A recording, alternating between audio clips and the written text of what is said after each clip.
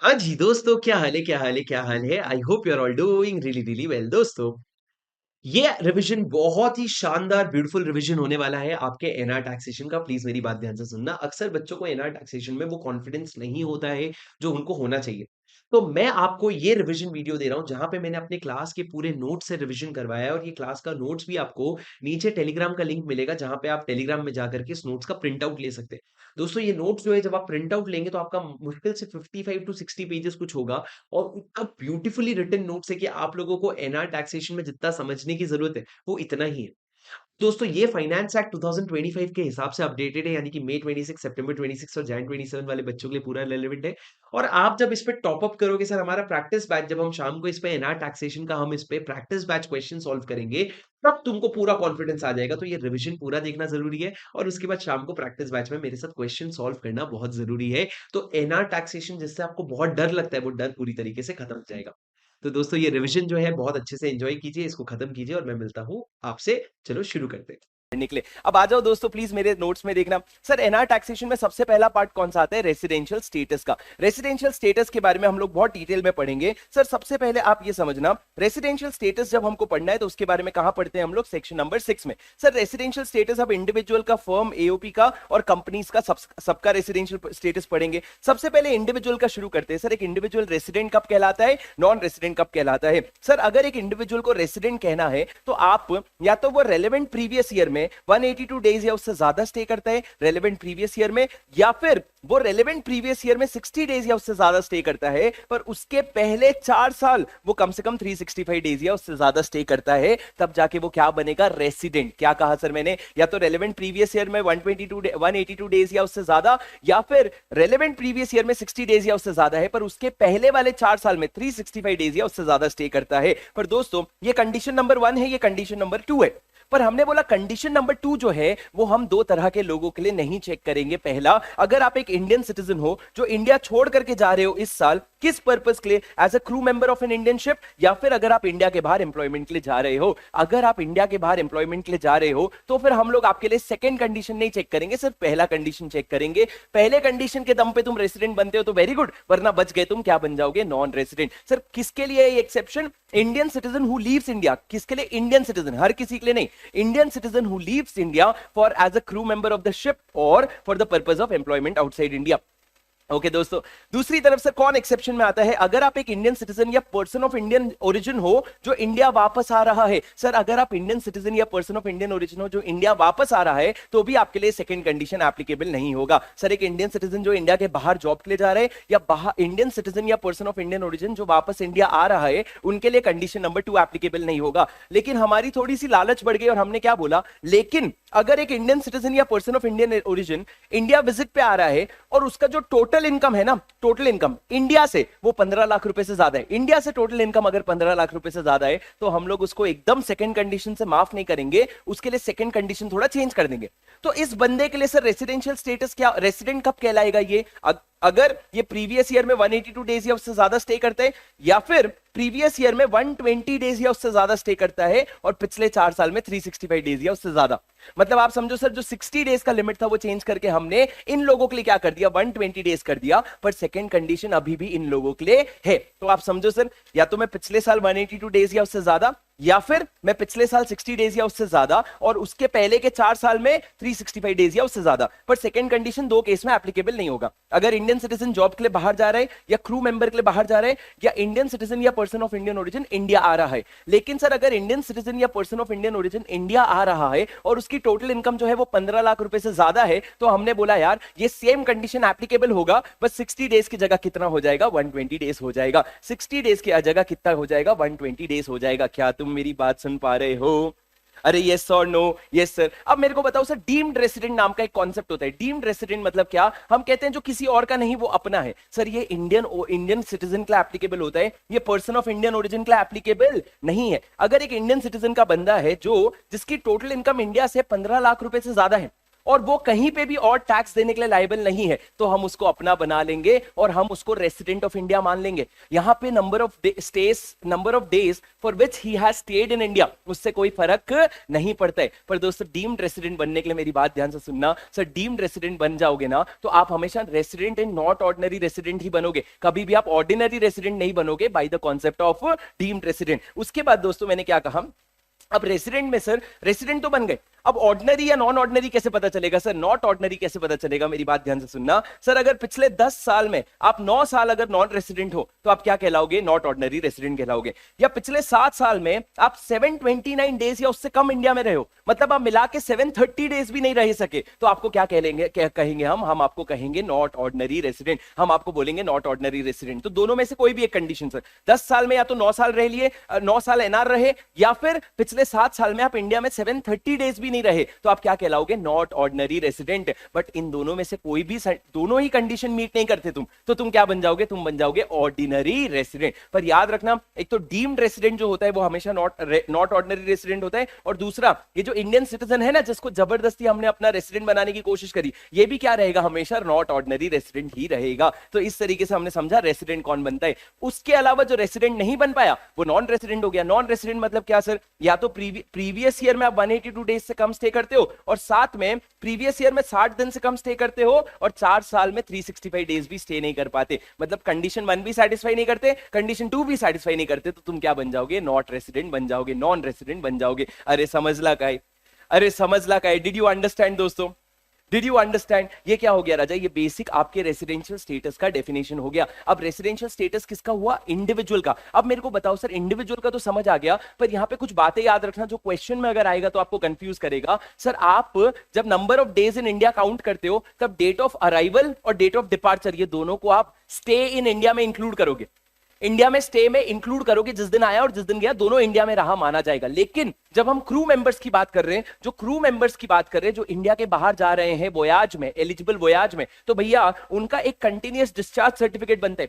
उस discharge certificate में जो डेट ऑफ ज्वाइनिंग है और जो डेट ऑफ साइनिंग है उन दोनों को एक्सक्लूड करोगे for the calculation of number of days जब वो इंडिया से बाहर रहे। हमने क्या कहा, for crew members exclude the date of joining the voyage and signing of the voyage. वहां से लेके वोयाज, मतलब मान लो अगर उनका वोयाज शुरू हुआ 1 जनवरी को और खत्म हुआ 28 फरवरी को, तो आप समझोगे 1 जनवरी को भी इंडिया में नहीं थे और 28 फरवरी को भी इंडिया में नहीं थे। क्या तुम मेरी बात समझ पा रहे हो? अरे यस और नो, यस और नो, यस सर। अब दोस्तों आगे बढ़ते हैं, प्लीज मेरी बात ध्यान से सुनना। सर एचयूएफ फर्म और एओपी की बात करते हैं। वेरी सिंपल, रेसिडेंशियल स्टेटस में थोड़ा कम समय लगाएंगे ताकि हमको ज्यादा समय मिलेगा क्या करने के लिए, स्पेशल टैक्स रेट करने के लिए ज्यादा समय मिले। सर मेरे को बताओ एचयूएफ फर्म और एओपी का रेसिडेंशियल स्टेटस कैसे निकालते हैं? दोस्तों एचयूएफ फर्म और एओपी में मेरी बात ध्यान से सुनना, डिपेंड करता है कंट्रोल और मैनेजमेंट कहां पे। अगर कंट्रोल और मैनेजमेंट पूरा का पूरा इंडिया में है या पार्शियली भी इंडिया में है तो क्या मान लिया जाएगा, उसको रेसिडेंट मान लिया जाएगा। पर कंट्रोल या मैनेजमेंट पूरा का पूरा इंडिया के बाहर है तो वो क्या बन जाएगा, नॉन रेसिडेंट बन जाएगा। क्या बन जाएगा, नॉन रेसिडेंट। अब दोस्तों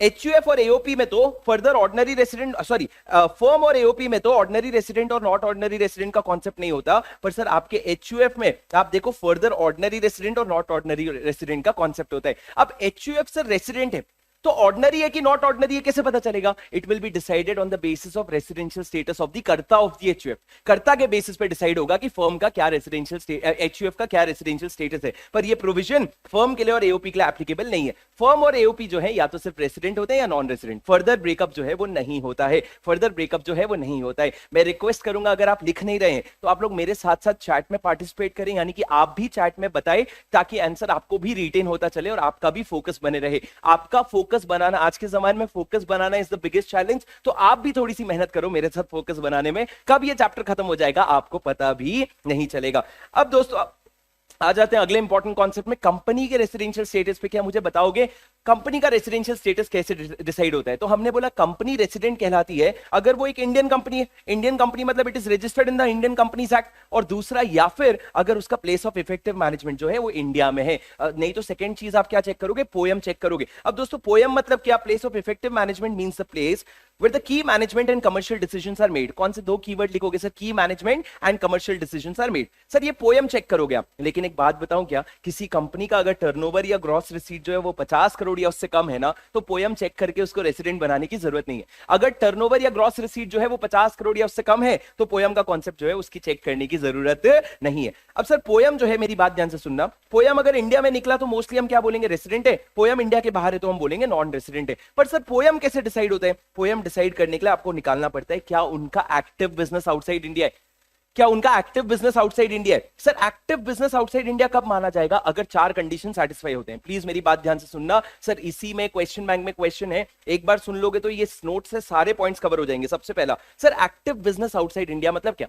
सबसे पहला सर, आपका जो पैसिव इनकम है, सबसे पहले is it less than equal to 50% of the total income? क्या आपका less than equal to 50% of the total income है? दूसरा, क्या less than 50% of the total assets are situated in India? तीसरा, लेस देन 50%, यहां पे देखो इक्वल टू नहीं है, पर पहले वाले पॉइंट में इक्वल टू है। दूसरे में क्या लिखा है? Less than 50% is situated outside India asset, situated in India asset. और तीसरे में less than 50% of total number of employees are either situated in India और रेसिडेंट ऑफ इंडिया। और चौथा क्या हो गया, जो पेरोल कॉस्ट है इन एम्प्लॉइज को जो आप दे रहे हो, that payroll cost is less than 50% of the total payroll cost. तो हमने 4 पॉइंट बोला। पहला, पैसिव इनकम टोटल इनकम के 50% या उससे कम होना चाहिए। दूसरा, आपका असेट जो इंडिया में है वो टोटल असेट के 50% से कम होना चाहिए। तीसरा, आप जो एम्प्लॉइज हैं आपके इंडिया में या रेसिडेंट ऑफ इंडिया जो है, वो टोटल एम्प्लॉय के 50% से कम होने चाहिए। और जो एम्प्लॉय इंडिया में है उनको जो सैलरी दे रहे हो, that should be less than 50% of the total payroll cost. तब जाके क्या माना जाएगा? तब माना जाएगा कि आपका एक्टिव बिजनेस जो है वो आउटसाइड इंडिया है। अब दोस्तों मेरी बात ध्यान से सुनना सर, पैसिव इनकम का मतलब क्या होता है? पैसिव इनकम मतलब जो हमारी पैरेलल इनकम होती है, जैसे कि sir interest, dividend, royalty, capital gain, rental income, ये कोई भी मेरा एक्टिव इनकम नहीं है। इंटरेस्ट, डिविडेंड, रॉयल्टी, ध्यान से सुनो, interest, dividend, royalty, capital gain और हमारा क्या हो गया, हमारा रेंटल इनकम हो गया, ये सारे पैसिव इनकम हो गए। एक और इनकम पैसिव इनकम होता है, that is sir income where purchase and sale both are to और फ्रॉम एसोसिएटेड एंटरप्राइज। अगर आप परचेज और बिक्री, खरीदी भी एसोसिएट एंटरप्राइज से कर रहे हो, बिक्री भी एसोसिएट एंटरप्राइज को कर रहे हो, तो वो दोनों को हम क्या बोलेंगे? एक्टिव, आपका जो ये है पैसिव इनकम माना जाएगा। अरे क्या तुमको मेरी बात समझ में आ रही है क्या? हाँ सर। अब दोस्तों यहाँ पे देखना, 50% ऑफ टोटल असेट जब आप कहते हो या 50% ऑफ टोटल एम्प्लॉइज जब आप कहते हो,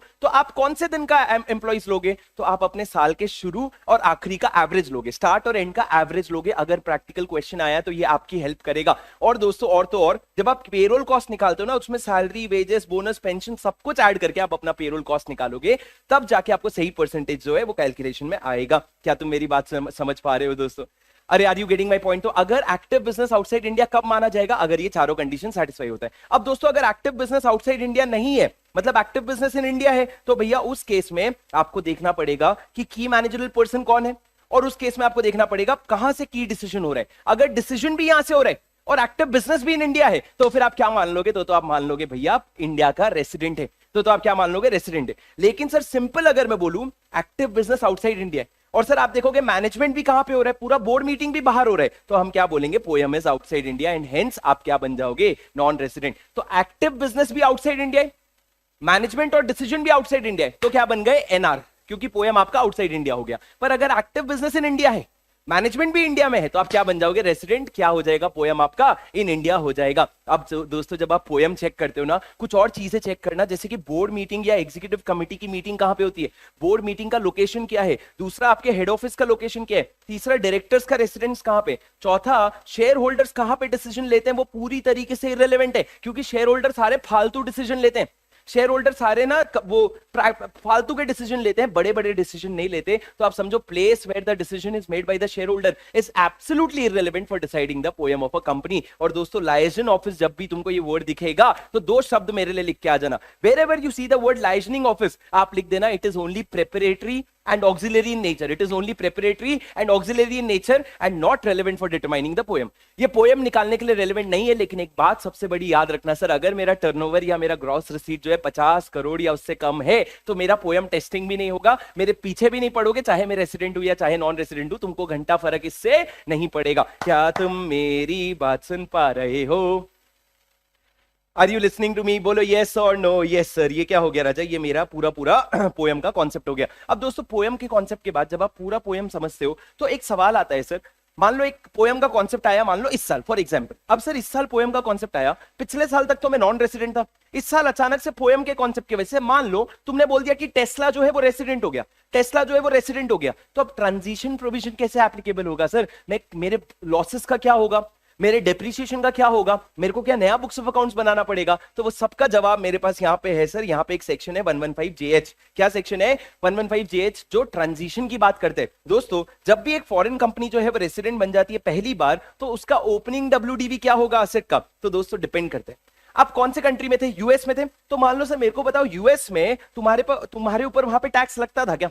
अगर वहां पे तुम्हारे ऊपर टैक्स लगता था तो जो भी टैक्स रिकॉर्ड के हिसाब से तुम्हारा डब्ल्यूडीवी है उसको हम यहाँ की डब्ल्यूडीवी मान लेंगे। पर अगर टैक्स रिकॉर्ड्स अवेलेबल नहीं है तो हम नोशनल डेप्रिसिएशन कैलकुलेट करके हम क्या करेंगे, तुम्हारा डब्ल्यूडीवी निकालेंगे। पर दोस्तों वहां पे अगर टैक्स रिकॉर्ड टैक्स लगता ही नहीं था तो मैं तुम्हारे बुक्स ऑफ अकाउंट्स के हिसाब से डब्ल्यूडीवी ले लूंगा। तो टैक्स के बुक्स ऑफ अकाउंट्स है तो उनको प्रेफरेंस दो, नहीं है तो नॉर्मल बुक्स ऑफ अकाउंट्स में चले जाओ और उनके हिसाब से डब्ल्यूडीवी निकाल लेना। ये किसकी बात करी मैंने? डब्ल्यूडीवी की। सर मेरे को बताओ लॉसेस और अनअब्सॉर्ब्ड डेप्रिसिएशन का क्या करूंगा?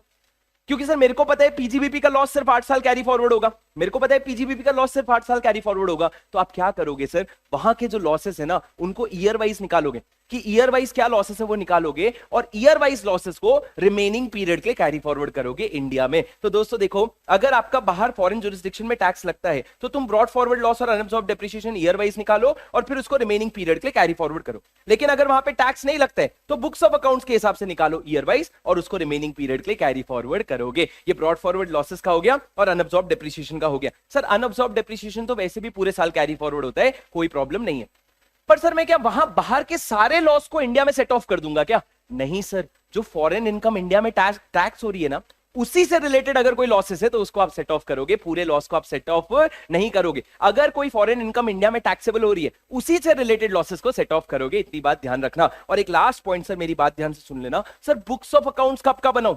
सर वहां पे मान लो मेरा बुक्स ऑफ अकाउंट जो है वो बना था जनवरी 2026 से लेकर के दिसंबर 2026 का। और दोस्तों मेरे को जो अपना यहां पे अकाउंट्स बनाना है वो मेरे को बनाना पड़ेगा अप्रैल 2027 से लेके मार्च 2028 तक का। सर तो ये बीच में जो 3 महीना है उसका क्या करूंगा? तो लॉ बोलता है बीच में गैप कितना है वो निकालो। अगर गैप जो है वो 6 महीने से कम है तो उसको पुराने अकाउंट्स के साथ मर्ज कर दो, पर अगर 6 महीने से ज्यादा है तो उसको इस अकाउंट के साथ बनाना। उसको क्या करना, उसका 6 महीने से ज्यादा है तो उसका एक सेपरेट अकाउंट्स बनाना। तो दोस्तों आप गैप निकालोगे और गैप अगर 6 महीने से कम है तो आप उसको प्रायर ईयर के साथ मर्ज कर दोगे, 6 महीने से ज्यादा है तो उसका सेपरेट बैलेंस शीट और उसका सेपरेट पीएनएल बनेगा। क्या तुमको मेरी बात समझ में आ रही है? सर ये सारे प्रॉब्लम्स कब आते हैं? ये सारे प्रॉब्लम्स आते हैं जब आपका ट्रांजिशन हो रहा होता है। अब दोस्तों एक बात बता रहा हूं, looking at how unusual questions ICI is making, this point might be relevant for you, listen to me very carefully. Sir एक फॉरेन कंपनी है, मान लो ये एक फॉरेन कंपनी है। सर एक फॉरेन कंपनी को एज अ फॉरेन कंपनी अलग प्रोविजन लग रहा है, पर उस फॉरेन कंपनी का पोयम इंडिया में है तो उसकी वजह से आपने उसको क्या बोल दिया, रेसिडेंट। अब उसको एज अ रेसिडेंट अलग प्रोविजन लग रहा है, एज अ फॉरेन कंपनी अलग प्रोविजन लग रहा है, तो उस पर कौन सा प्रोविजन एप्लीकेबल होगा? सर अगर एज अ रेसिडेंट अलग लग रहा है और एज अ फॉरेन कंपनी अलग लग रहा है तो provisions applicable to foreign company shall prevail. तो आप देखो सर यहाँ पे where there is a conflict, foreign company as a resident अलग प्रोविजन है और फॉरेन कंपनी अलग प्रोविजन है, तो फॉरेन कंपनी का जो प्रोविजन है दैट विल प्रिवेल। मान लो sir simple example, foreign company को तुमने टैक्स रेट बोला 35%, मान लो फॉरेन कंपनी अगर रेसिडेंट मान लेते हो तो मान लो उसके लिए टैक्स बोल दिया 22%, तो इसके लिए कौन सा टैक्स एप्लीकेबल होगा? 35% वाला टैक्स रेट एप्लीकेबल हो जाएगा। क्या तुम मेरी बात समझ पा रहे हो दोस्तों? क्या तुम मेरी बात समझ पा रहे हो? हाँ दोस्तों, ये क्या बोला मैंने? ये मैंने तुमको बोला ये ट्रांजिशन प्रोविजन के बारे में है। अब दोस्तों आगे बढ़ते हैं। सर ये आपका सेक्शन नंबर 6 था पूरा का पूरा। अब उसके बाद दोस्तों स्कोप ऑफ टोटल इनकम, बच्चों वाली बात है। सर अगर मैं ऑर्डिनरी रेसिडेंट हूं तो मेरा ग्लोबल इनकम टैक्सेबल हो जाता है, पर अगर मैं नॉट ऑर्डिनरी रेसिडेंट हूं तो मेरा नॉन रेसिडेंट तो मेरा सिर्फ उतना ही इनकम टैक्सेबल होता है जो अक्रूड या डीम्ड अक्रूड या रिसीव्ड या डीम्ड रिसीव्ड इन इंडिया है। अगर इंडिया के बाहर अक्रूड है या इंडिया के बाहर रिसीव्ड है तो वो मेरा इनकम टैक्स नहीं लगेगा इंडिया में। पर दोस्तों बात करते हैं नॉट ऑर्डिनरी रेसिडेंट के बारे में। नॉट ऑर्डिनरी रेसिडेंट के बारे में भी वही लॉजिक है सर, जो अक्रूड इन इंडिया है या रिसीव्ड इन इंडिया है वही टैक्सेबल है। अक्रूड भी नहीं है, डीम्ड अक्रूड भी नहीं है, रिसीव्ड भी नहीं है, डीम्ड रिसीव्ड भी नहीं है इंडिया में, तो वो टैक्सेबल नहीं होगा। पर नॉट ऑर्डिनरी रेसिडेंट का एक एक्सेप्शन है कि सर अगर वो इंडिया के बाहर पीजीबीपी कर रहे it is controlled in India although it is accrued outside India, but वो पीजीबीपी अगर इंडिया से कंट्रोल हो रहा है, वो नॉट ऑर्डिनरी रेसिडेंट को इंडिया में टैक्स देना पड़ेगा। मान लो सर मैं एक रेसिडेंट हूं बट नॉट ऑर्डिनरी रेसिडेंट हूं, मेरा एक यूएस में बिजनेस है, मैं घर बैठे बैठे कंट्रोल कर रहा हूं, तो मेरे को उसका इंडिया में पीजीबीपी में टैक्स देना पड़ेगा। ये सेम चीज एनआर के लिए एप्लीकेबल नहीं है, बट ये सेम चीज जो है वो एनओआर के लिए एप्लीकेबल है। अब दोस्तों मेरी बात ध्यान से सुनना, सर इनकम कमाने पे टैक्स लगता है। अगर इंडिया के बाहर से कोई इनकम कमा के इंडिया रेमिट कर रहा हूं तो रेमिटेंस पे किसी भी तरह का टैक्स नहीं लगेगा। उसके बाद दोस्तों मैंने क्या कहा, अगर एक एनआरसी फेरर है, उसका एनआरई अकाउंट है पर सर्विस इंडिया के बाहर दे रहे हैं, पर पैसा इंडिया के एनआरई अकाउंट में जा रहा है, सैलरी अकाउंट, तो उसको हम एग्जेम्प्ट मान लेंगे। और उसी में कोई इंटरेस्ट भी आ रहा है ना, तो उसको भी हम क्या कर देंगे, एग्जेम्प्ट मान लेंगे। एनआरसी फेरर है, उसका नॉन रेसिडेंट एक्सटर्नल अकाउंट है इंडिया में, सर्विस इंडिया के बाहर दे रहा है, तो पैसा भले इंडिया में रिसीव हो रहा है पर फिर भी हमने एग्जेम्प्ट कर दिया। उस पर मिलने वाला इंटरेस्ट इनकम भी हमने क्या कर दिया, एग्जेम्प्ट कर दिया। हमने बोला हट भिखारी, तू भी क्या याद रखेगा, जा। क्या तुमको मेरी बात समझ में आ रही है? ये दोस्तों उसके बाद सेक्शन नंबर 7 छोड़ दो, आ जाओ सेक्शन नंबर 9 पे। Very very very very very important section sir, income deemed to be accrued in India. Sir very important, आप इसको इस तरीके से समझोगे जिस तरीके से आज तक कभी नहीं समझा है। एग्जाम के पहले समझ आ रहा है, ठीक है कोई बात नहीं, पर सर आपको इसको बड़े ध्यान से सुनना है। What is section number 9? Section number 9 says income accrued deemed to be accrued in India. Sir एक इनकम को डीम्ड अक्रूड कब माना जाएगा? सेक्शन 9 सबसेक्शन 1 के अभी हम सिर्फ बहुत सारे समय तक सिर्फ क्लॉज 1, क्लॉज 2, क्लॉज 3 यही सारी चीजें पढ़ेंगे। सबसे पहला sir deemed accrued in India कब माना जाएगा? सबसे पहला, any income arising in any place outside India from any business connection in India, या फिर एनी प्रॉपर्टी इन इंडिया, और any asset or source of income in India, और transfer of capital asset situated in India. India से अगर कमा रहे हो, it will be deemed to be accrued in India. पहला क्या बोला? Business connection. दूसरा क्या बोला? प्रॉपर्टी। तीसरा asset or source of income. और तीसरा चौथा transfer of capital asset situated in India. तो दोस्तों पहले फोकस करते हैं बिजनेस कनेक्शन। सर मेरे इंडिया में बिजनेस कनेक्शन है, इसका क्या मतलब है राजा? बिजनेस कनेक्शन के लिए सबसे पहले आप आ जाते हो एक्सप्लेनेशन नंबर 2 में। एक्सप्लेनेशन नंबर 2 क्या बोलते हैं? बिजनेस कनेक्शन मतलब क्या? Sir business activity carried out by a person acting on behalf of such NR. मतलब इंडिया में क्या है सर, इंडिया में अगर आपका कोई एजेंट है who has the authority to conclude contracts on the behalf of NR. पहला क्या है, याद करो मेरे साथ, who has the authority to conclude contracts. दूसरा, maintain stocks in India and regularly delivers it. तीसरा, habitually secures order in India. 3 बातें सर, अगर वो आपके बिहाफ में कॉन्ट्रैक्ट्स कंक्लूड कर रहा है, आपके बिहाफ में स्टॉक मेंटेन कर रहा है और डिलीवर कर रहा है, और आपके बिहाफ में ऑर्डर्स अगर ले रहा है, सीएसओ कर रहा है, तो वो जो आपका एजेंट है ना, उसके वजह से इंडिया में आपका बिजनेस कनेक्शन एस्टैब्लिश हो जाएगा। लेकिन सर अगर वो एजेंट जो है वो इंडिपेंडेंट एजेंट है, मतलब उसका इंडिपेंडेंट स्टेटस है और वो ऑर्डिनरी कोर्स ऑफ बिजनेस में काम कर रहे हैं, मतलब वो सिर्फ तुम्हारा नहीं और भी बहुत सारे लोगों का एजेंट है, तो उस केस में भैया वो आपका बिजनेस कनेक्शन एस्टैब्लिश नहीं होगा। पर अगर आप ही का सिर्फ एजेंट है तो भैया बिजनेस कनेक्शन एस्टैब्लिश हो जाएगा। तो सर अगर मल्टीपल लोगों का एजेंट है तो फिर उसका इंडिपेंडेंट स्टेटस माना जाएगा और आपका बिजनेस कनेक्शन नहीं होगा। पर बाद में पता चला वो जो मल्टीपल लोग है ना, तेरे ही सब्सिडरी है या तेरे ही पेरेंट कंपनी है, तो हमने बोला sir body corporate should be the business connection shall be established if NR control such other NR और other NRs control the AR और कॉमन कंट्रोल। मतलब मान लो ये एजेंट है सर, ये एजेंट के 3 क्लाइंट है, एनआर1, एनआर2, एनआर3, ठीक है।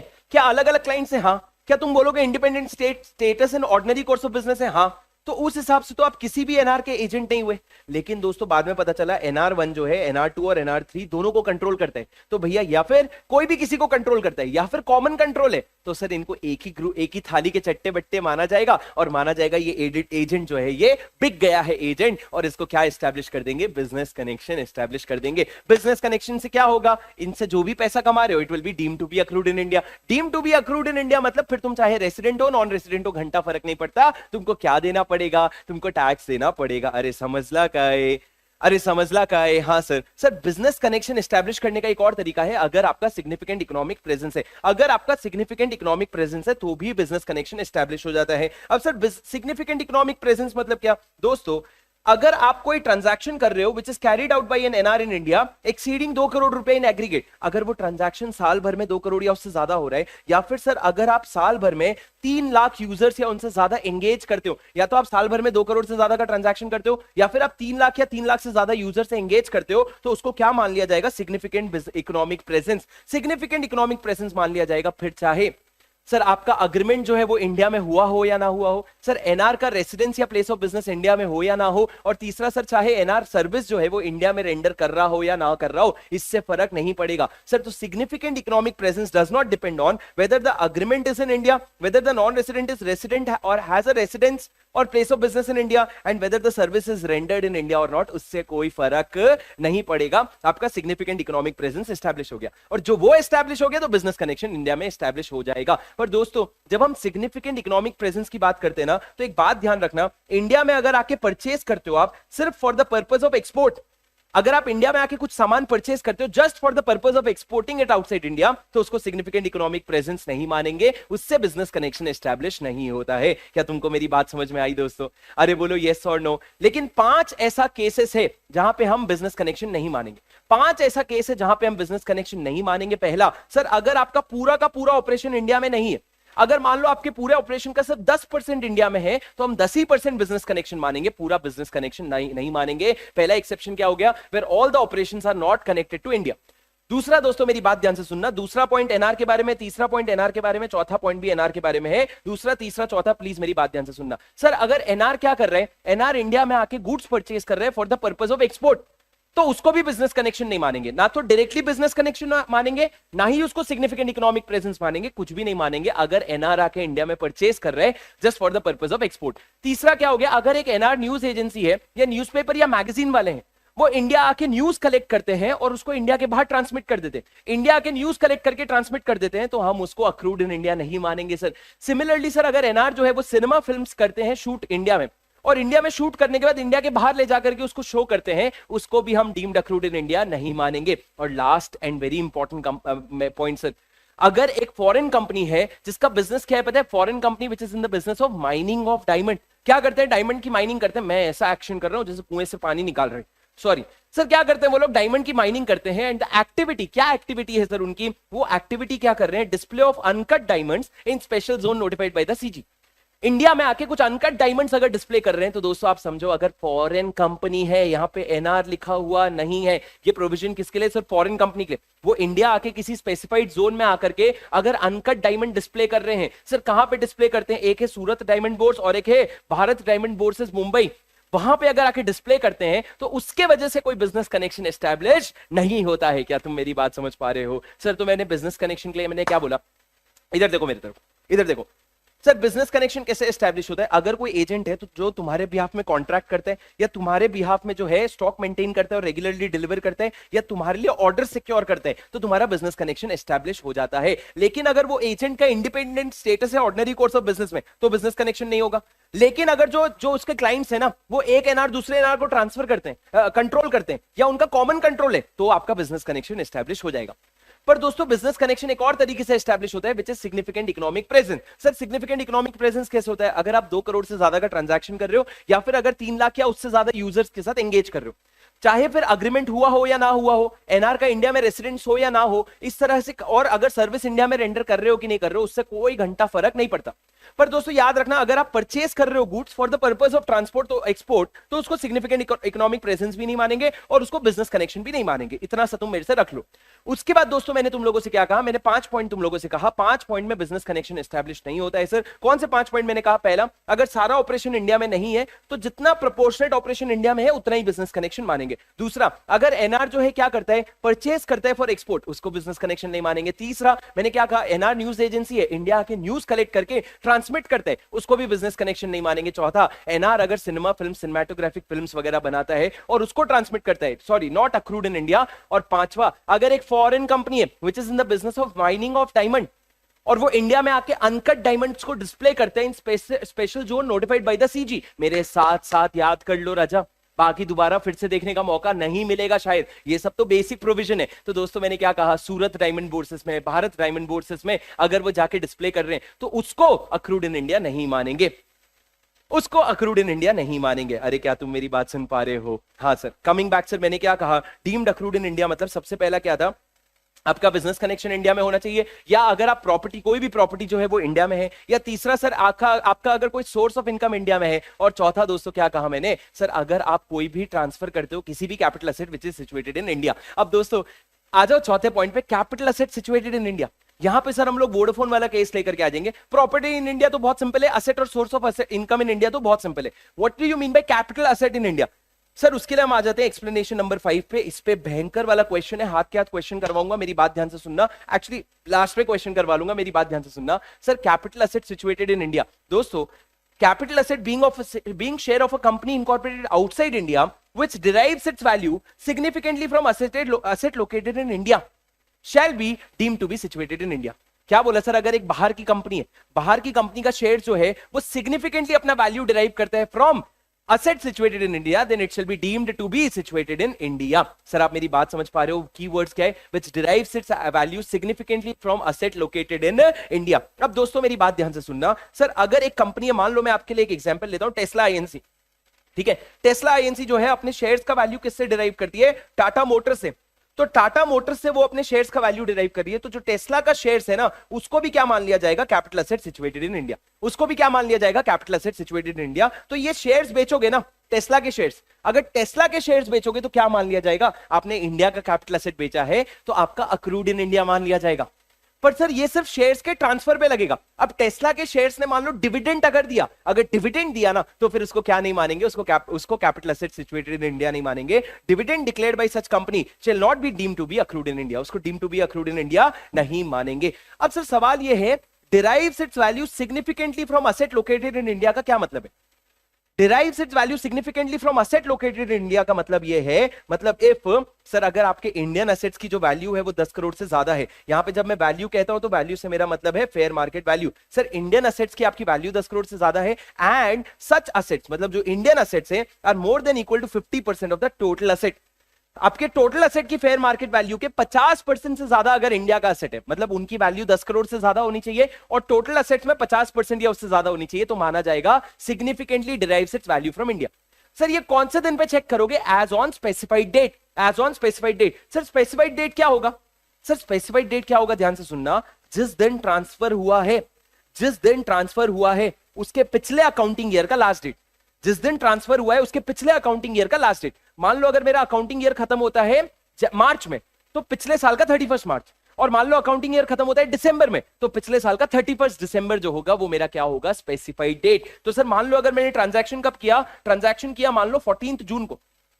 कब किया ट्रांजैक्शन आपने? 14 जून को ट्रांसफर। तो भैया आप क्या देखोगे? अगर साल 31 मार्च को खत्म होता है तो 31 मार्च, वरना आप क्या देखोगे? आप देखोगे 31 दिसंबर पिछले साल का। पर दोस्तों आपको एक और चीज चेक करना पड़ेगा। सर मान लो साल मैंने ट्रांसफर किया 14 जून को, लेकिन दोस्तों मेरा पिछला अकाउंटिंग ईयर कब खत्म हुआ? 31 मार्च को। कितना समय हो गया है? 3 महीना लगभग होने आ गया। तो अब आप क्या चेक करोगे? या इस समय असेट का बुक वैल्यू चेक करोगे और इस समय असेट का बुक वैल्यू चेक करोगे।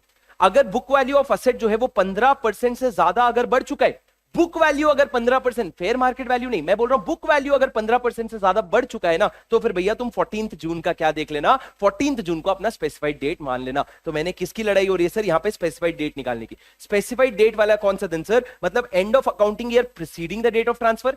सर मैंने एंड ऑफ अकाउंटिंग ईयर क्यों लिखा? 31 मार्च क्यों नहीं लिखा? क्योंकि एंड ऑफ अकाउंटिंग ईयर शायद 31 दिसंबर भी हो सकता है।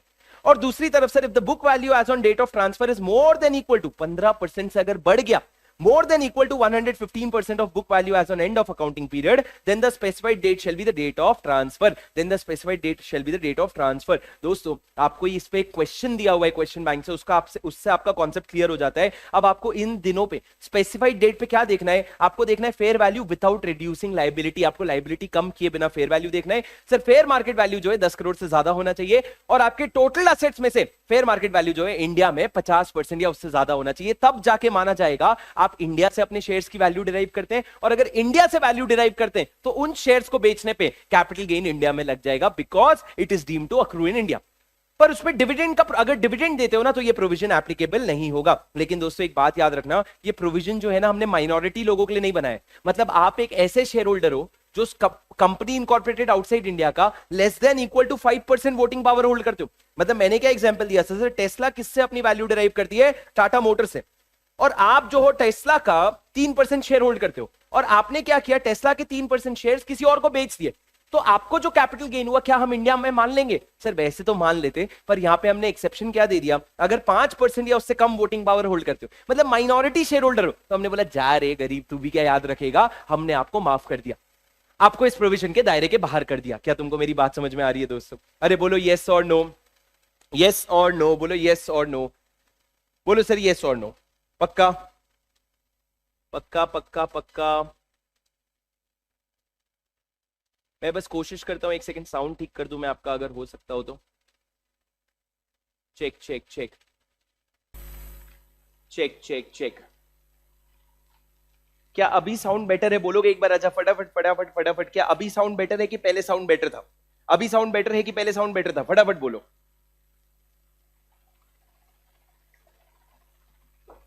क्या अभी साउंड बेटर है कि पहले साउंड बेटर था? फटाफट बोलो राजा, बोलो यस और नो। अभी साउंड बेटर है कि पहले साउंड बेटर था?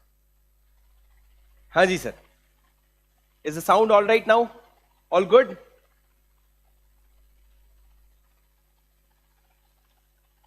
सेम ही है ठीक है, चलो ठीक है, okay okay okay okay okay perfect. चलो गाइस मेरी बात एकदम ध्यान से सुनना सर, आगे बढ़ेंगे सर। अभी तक जो मैंने बोला, मैंने आप लोगों को capital asset situated in India की बात बताई। अब दोस्तों उसके ऊपर मैंने बिजनेस कनेक्शन की बात बोली थी। एक बात बिजनेस कनेक्शन से रिलेटेड क्या है, एक केस लॉ था बरेंद्र प्रसाद रॉय का, जहां पे उसने बोला था अगर एग्जिस्टेंस ऑफ प्रोफेशनल कनेक्शन है तो भी उसको बिजनेस कनेक्शन मान लिया जाएगा। अगर आपका प्रोफेशनल कनेक्शन है तो उसको भी क्या मान लिया जाएगा? बिजनेस कनेक्शन मान लिया जाएगा।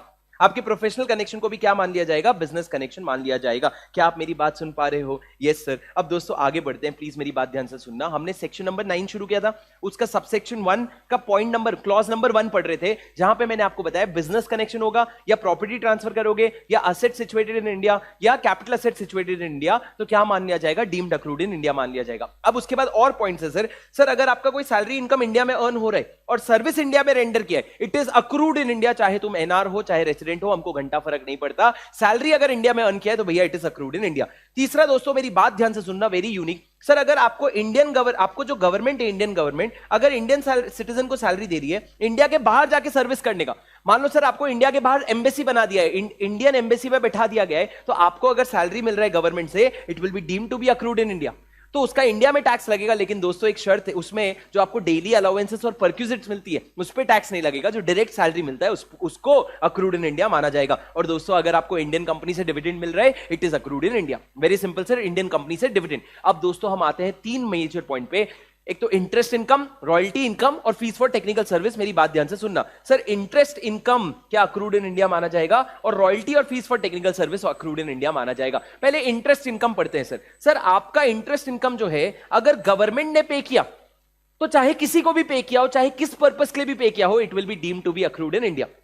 It will be deemed to be accrued in India. उसके बाद दोस्तों मैंने कहा सर अगर वो रेसिडेंट को पे कर रहे हो, किसको पे कर रहे हो आप अगर किसी रेसिडेंट को पे कर रहे हो तो उस केस में सर उसको भी अक्रूड इन इंडिया माना जाएगा। लेकिन सर एक एक्सेप्शन है, अगर आप जो पैसा है उसको क्यों यूज कर रहे हो? For business, for profession outside India, for other source of income outside India. पैसा अगर इंडिया के बाहर यूज हो रहा है तो फिर वो रेसिडेंट के हाथ में भी टैक्सेबल नहीं होगा। और तीसरा दोस्तों, अगर आप एनआर को पे कर रहे हो तो शर्त सिर्फ ये है कि जो पैसा बोरो किया है वो किस चीज के लिए यूज कर रहे हो? It is use for business और profession in India, not for any other source of income in India. अगर बिजनेस और प्रोफेशन इन इंडिया के लिए यूज कर रहे हो तो ही वो इंटरेस्ट अक्रूड इन इंडिया माना जाएगा। मैंने क्या कहा फिर से बताता हूं आपको सर। मैंने कहा इंटरेस्ट अक्रूड इन इंडिया कब माना जाएगा दोस्तों? सबसे पहला अगर आप किसको पे कर रहे हो, सबसे पहला ये अगर गवर्नमेंट आपको पे कर रहे हैं या कोई रेसिडेंट आपको पे कर रहा है या फिर आपको कोई नॉन रेसिडेंट पे कर रहा है, शर्त क्या है? वो पैसा जो है वो इंडिया में बिजनेस और प्रोफेशन के लिए यूज किया था। अब रेसिडेंट पे कर रहा है तो उसमें एक्सेप्शन क्या है? अगर रेसिडेंट ने उस पैसों को इंडिया के बाहर बिजनेस करने के लिए या इंडिया के बाहर अदर सोर्स ऑफ इनकम के लिए यूज किया तो वो इंटरेस्ट इनकम इंडिया में टैक्सेबल नहीं होगा। सिमिलरली सर एनआर अगर आपको पे कर रहे हैं तो वो कब अक्रूड इन इंडिया माना जाएगा? Only if it is paid, it is used for business और प्रोफेशन इन इंडिया। अगर किसी और पर्पस के लिए यूज कर रहे हो इंडिया में तो उसको इंडिया में टैक्सेबल नहीं करेंगे। किसको? Interest income. तो इंटरेस्ट इनकम का टैक्सेशन किस पे डिपेंड कर रहा है? उसके अंडरलाइंग बोरोइंग्स पे। वो बोरोइंग कहां यूज हो रहा है उस पे डिपेंड कर रहा है interest income accrued in India है कि नहीं है। Similarly similar pattern goes for royalty और फीस फॉर टेक्निकल सर्विस। अगर गवर्नमेंट आपको रॉयल्टी या एफटीएस दे रहा है तो भैया आपके हाथ में टैक्सेबल हो जाएगा इंडिया में। सर अगर रेसिडेंट आपको दे रहे हैं तो भी आपके हाथ में टैक्सेबल हो जाएगा। लेकिन एक्सेप्शन क्या है? अगर रेसिडेंट जो है वो उस रॉयल्टी या फीस फॉर टेक्निकल सर्विस का जो सर्विस है उसको बिजनेस या प्रोफेशन आउटसाइड इंडिया यूज कर रहे हैं या फिर for any other service outside India use कर रहे हैं तो फिर ये रॉयल्टी और फीस फॉर टेक्निकल सर्विस आपके हाथ में इंडिया में टैक्सेबल नहीं होगा। तीसरा सर, अगर आपको एनआर पे कर रहा है, एनआर क्यों पे कर रहा है? If the NR is using such rights, such information for business or profession in India or for any source of income in India, तो अगर एनआर आपको पे कर रहा है तो क्या हो जाएगा, एनआर अगर आपको पे कर रहा है तो वो आपको इंडिया में टैक्सेबल हो जाएगा। शर्त क्या है, एनआर उसको या तो इंडिया में बिजनेस या प्रोफेशन के लिए या किसी भी और चीज के लिए यूज कर रहा हो। सर ये दोनों में इंटरेस्ट और royalty fees for technical service में फर्क क्या है? सर फर्क सिर्फ एनआर वाले पॉइंट में इतना सा है, अगर एनआर आपको इंटरेस्ट पेमेंट कर रहे हैं तो एनआर अगर उस पैसों को बिजनेस या प्रोफेशन इन इंडिया में यूज कर रहे हैं तो ही वो आपके हाथ में टैक्सेबल है। एनआर अगर उसको इंडिया में किसी और सोर्स ऑफ इनकम के लिए यूज कर रहे हैं तो आपके हाथ में टैक्सेबल नहीं है। पर सिमिलरली सर रॉयल्टी या फीस फॉर टेक्निकल सर्विस की बात करूं तो एनआर सर वो इंडिया में चाहे बिजनेस या प्रोफेशन के लिए यूज करे या किसी भी और पर्पस के लिए यूज करे, वो रॉयल्टी या फीस फॉर टेक्निकल सर्विस आपके हाथ का इंडिया में अक्रूड माना जाएगा, इंडिया में टैक्सेबल हो जाएगा। क्या तुम मेरी बात समझ पा रहे हो? अरे बोलो यस और नो। Yes sir. अब दोस्तों उसके बाद मेरी बात ध्यान से सुनो, क्लैरिफिकेशन रॉयल्टी को लेकर के प्लीज मेरी बात ध्यान से सुनना। सर रॉयल्टी मतलब बेसिकली क्या होता है, कंसिडरेशन फॉर राइट्स प्रॉपर्टी और information, consideration for rights property और information weather or not possession with the pair, मतलब जो पेमेंट कर रहा है उसके पास कोई पोजीशन है कि नहीं, used directly by the pair और नॉट, और the location is in India, इससे कोई फर्क नहीं पड़ता। सर आप देखो द पोजीशन हमारे पास होना चाहिए, यूज हम डायरेक्टली कर रहे हैं कि नहीं कर रहे हैं, और लोकेशन इंडिया में है कि नहीं है, उससे हमको कोई फर्क नहीं पड़ता है when it comes to royalty. Sir आपको पता है ये एग्जाम में आपको लिखना पड़ेगा। उसके बाद दोस्तों मेरी बात ध्यान से सुनना, payment with respect to right to use computer software, computer software का जो राइट टू यूज है उसको रॉयल्टी माना जाता है। इसीलिए कंप्यूटर सॉफ्टवेयर को इंटेंजिबल एसेट मान के डेप्रिसिएशन नहीं लेते हैं, इसीलिए कंप्यूटर सॉफ्टवेयर को क्या मानते हैं, कंप्यूटर सॉफ्टवेयर का पेमेंट जो है रॉयल्टी मान के उसको तुरंत उसका डिडक्शन ले लेते हैं। अब दोस्तों अगर आप एनआर को पेमेंट करोगे तो उसका टीडीएस काटना पड़ेगा आपको सेक्शन 195 में, और अगर आप रेसिडेंट को पेमेंट करोगे तो उसका 194 में आपको नॉर्मल टीडीएस काटना पड़ेगा जब भी आप कभी कंप्यूटर सॉफ्टवेयर के लिए पेमेंट करोगे। उसके बाद दोस्तों मेरी बात ध्यान से सुनना, बेसिक सी बात, अगर आप किसी नॉन रेसिडेंट को transmission by satellite including down linking of signal नाम का कोई पेमेंट करते हो उसको भी रॉयल्टी माना जाएगा। सर अगर आप इंडस्ट्रियल या कमर्शियल इक्विपमेंट यूज करने के लिए कंसिडरेशन देते हो तो उसको भी रॉयल्टी माना जाएगा। और लास्ट दोस्तों मेरी बात ध्यान से सुनना, सर आपने किसी हार्डवेयर को खरीदा और हार्डवेयर के साथ सॉफ्टवेयर एम्बेडेड है और वो जो सॉफ्टवेयर है ना वो अलग से उसका इंडिपेंडेंट एग्जिस्टेंस नहीं है तो उसको रॉयल्टी नहीं माना जाएगा। फॉर सिंपल एग्जांपल दूंगा, सर मैंने आईफोन खरीदा, आईफोन के अंदर जो आईओएस है, आईओएस को मैं अलग से कहीं नहीं बेच सकता, वो आईफोन के साथ ही आते हैं मान लो। तो भैया अगर आईफोन के साथ आईओएस आ रहा है तो मैंने जो आईफोन हार्डवेयर के लिए पेमेंट किया ना उसको आईओएस का पेमेंट नहीं माना जाएगा, उसको रॉयल्टी नहीं माना जाएगा। ये साफ साफ कहां पे लिखा था, CIT versus Alcatel Lucent Canada, CIT versus Alcatel Lucent Canada. और उसके बाद दोस्तों गोड आईडी एलएलसी के मैं डोमेन पेज का पेमेंट, डोमेन परचेज का पेमेंट अगर कर रहा हूं तो उसको क्या नहीं मानेंगे, उसको रॉयल्टी का पेमेंट नहीं मानेंगे। डोमेन का पेमेंट जो है उसको रॉयल्टी नहीं मानेंगे। साफ साफ कहां लिखा था सर, ये गोड आईडी वर्सेस एसीआईटी के केस में लिखा हुआ था कि भैया डोमेन परचेज का पेमेंट रॉयल्टी नहीं होता है। ठीक है दोस्तों, आपको समझ आ गया रॉयल्टी क्या क्या होता है। अब दोस्तों मेरी बात ध्यान से सुनना, इंटरेस्ट रॉयल्टी से रिलेटेड एक साफ साफ बात बता देता हूं। सर अगर कोई भी एनआर की इनकम हो रही है रॉयल्टी, इंटरेस्ट या फीस फॉर टेक्निकल सर्विस का, और अल्टीमेटली वो जो सर्विस है ये जो पैसा है अगर वो इंडिया में यूटिलाइज हो रहा है then it is deemed accrued in India whether or not the NR has a residence or place of business in India or the NR has surrendered service in India। ये same point significant economic presence में था। मतलब sir अगर आपकी service India में utilise हो रही है ना, तो चाहे आपने इंडिया में सर्विस रेंडर किया हो नहीं किया हो, आपका इंडिया में प्लेस ऑफ बिजनेस हो ना हो, उससे घंटा फर्क नहीं पड़ता। सर आपके क्वेश्चन बैंक में एक क्वेश्चन था जहां पे एक बाहर का एनआर आके बाहरी सर्विस दे रहा था, बाहरी सर्विस दे रहा था, पर वो सर्विस जो है एक प्रोजेक्ट के लिए गुजरात में यूज होने वाला था। तो अगर सर्विस गुजरात में यूज होने वाला है ना तो भैया तुमको उसकी वजह से जो पैसा मिलेगा it will be deemed to be accrued in India, it will be deemed to be accrued in India. और लास्ट पॉइंट सर, अगर कोई भी रेसिडेंट किसी नॉन रेसिडेंट को या किसी फॉरेन कंपनी को या किसी भी रेसिडेंट नॉट ऑर्डिनरी रेसिडेंट को, यहां पे RNOR नहीं था अब RNOR भी लिखा है, अगर आप किसी को भी 56,210 वाला सम ऑफ मनी दे रहे हो, इमूवेबल प्रॉपर्टी नहीं, मूवेबल प्रॉपर्टी नहीं, कैश अगर पेमेंट कर रहे हो एनआर को, फॉरेन कंपनी को या RNOR को, it will be deemed accrued in India और इंडिया में आपके हाथ में टैक्सेबल हो जाएगा। आप ये नहीं बोल सकते कि हम तो ठहरे परदेसी, नहीं भैया तुम देसी रहो परदेसी रहो, कि देसी परदेसी रहो, हमको फर्क नहीं पड़ता। तुमको अगर 56,210 वाला से पैसा मिल रहा है it is deemed accrued in India under section 9 sub section 1 clause 8। तो भैया ये चीजें याद रखना, ये पूरा प्रोविजन किस चीज का हो गया, ये आपके डीम्ड अक्रूड इन इंडिया का कॉन्सेप्ट हो गया जो सेक्शन नंबर 9 में लिखा हुआ है। क्या तुमको मेरी बात समझ में आ रही है Raza? Did you understand sir? बोलो यस और नो। बस एक सेकंड पानी ले लेते फिर आगे बढ़ेंगे सर। सर मेरे को एक बार जितने भी बच्चे लाइव है मेरे को फटाफट बता दो कि भैया तुम लोगों को रिवीजन स्पीड लग रहा है, स्लो लग रहा है कि स्पीड जो है एकदम परफेक्ट है। सारे बच्चे एक बार मेरे मोटिवेशन के लिए बता दो मेरे को स्पीड कैसा लग रहा है, परफेक्ट है कि स्पीड कम ज्यादा क्या है? बोलो जी बोलो। हाँ जी sir. Everyone guys, everyone perfect. चलो चलो सर, चलो चलो चलो, परफेक्ट, ओके एवरीवन, ठीक है, ओके। थोड़ा स्लो लग रहा है राजा, देखो मैं ह्यूमनली इससे ज्यादा स्पीड बोल नहीं सकता।